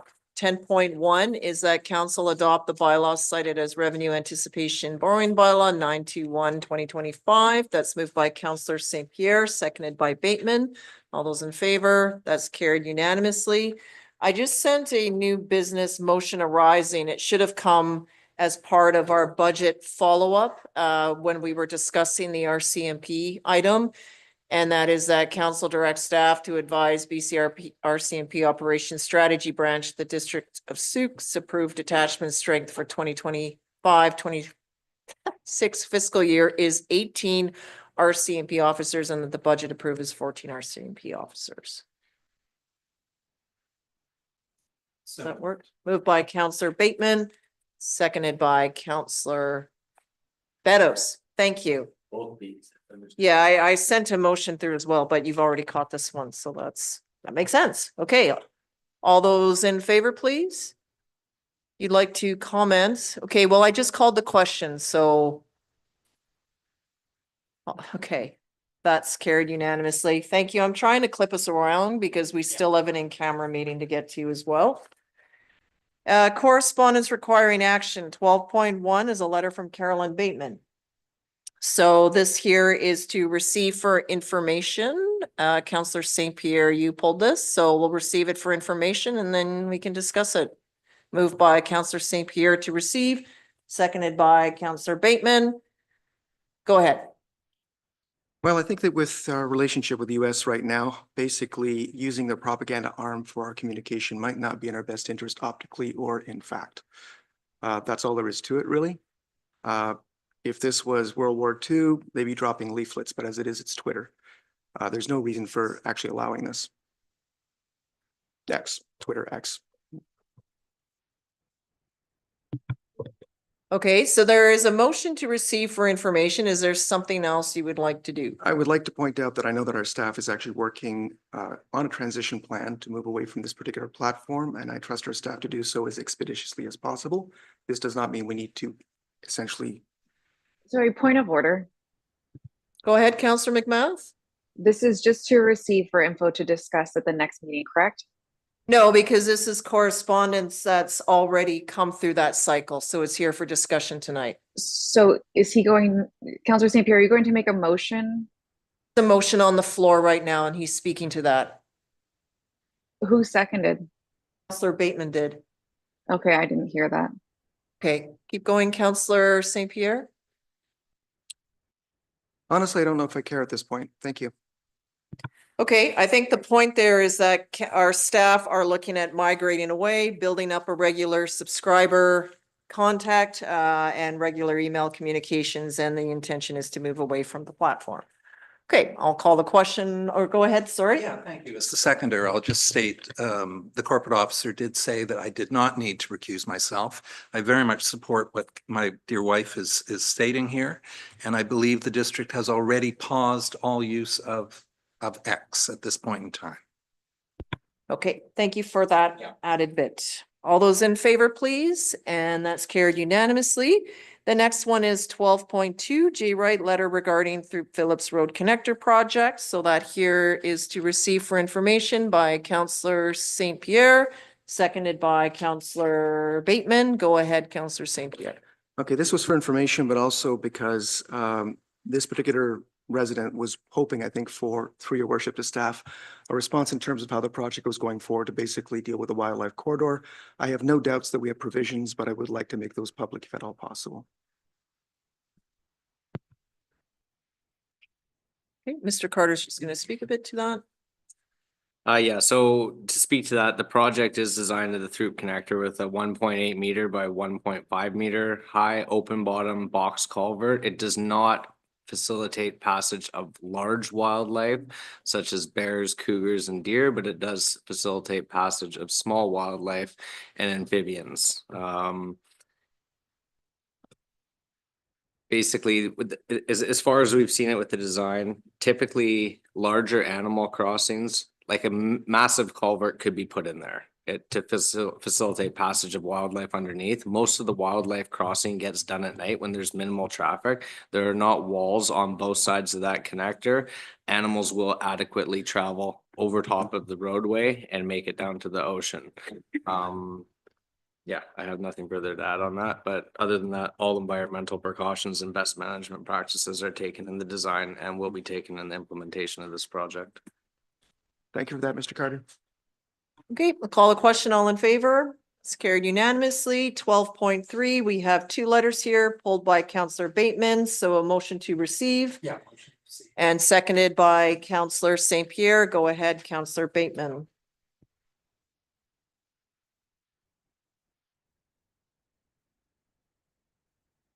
This brings us back to the ECOM conversation. And of course, the first letter here is from the Solicitor General in response to the 10 mayors writing on January 28th, and he very clearly states no.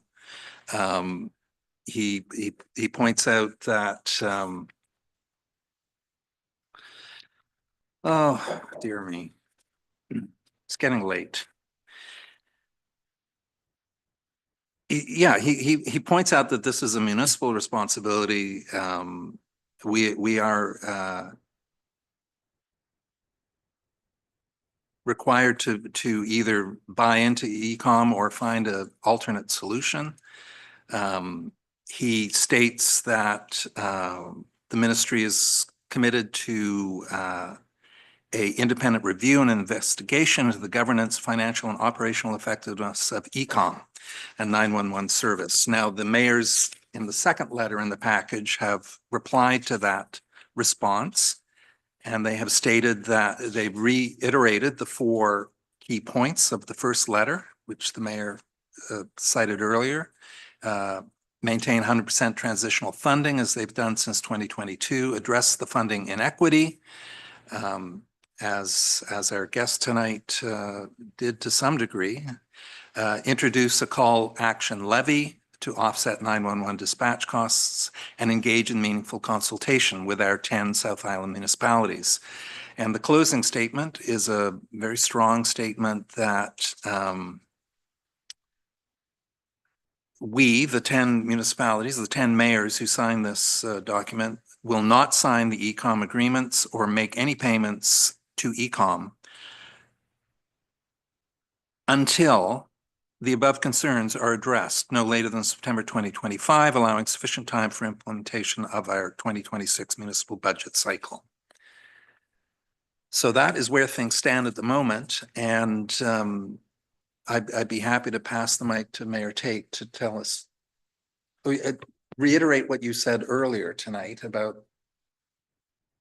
Well, I've said that, and the letter, well, no, I'm not going to, because it's getting late, and if I don't say the exact same thing, you'll probably call me out on that. I will attempt But to I follow. will, No, let me finish, please. The letter went out on March the 7th, and we're waiting for a reply. Thank you. We'll go to the seconder.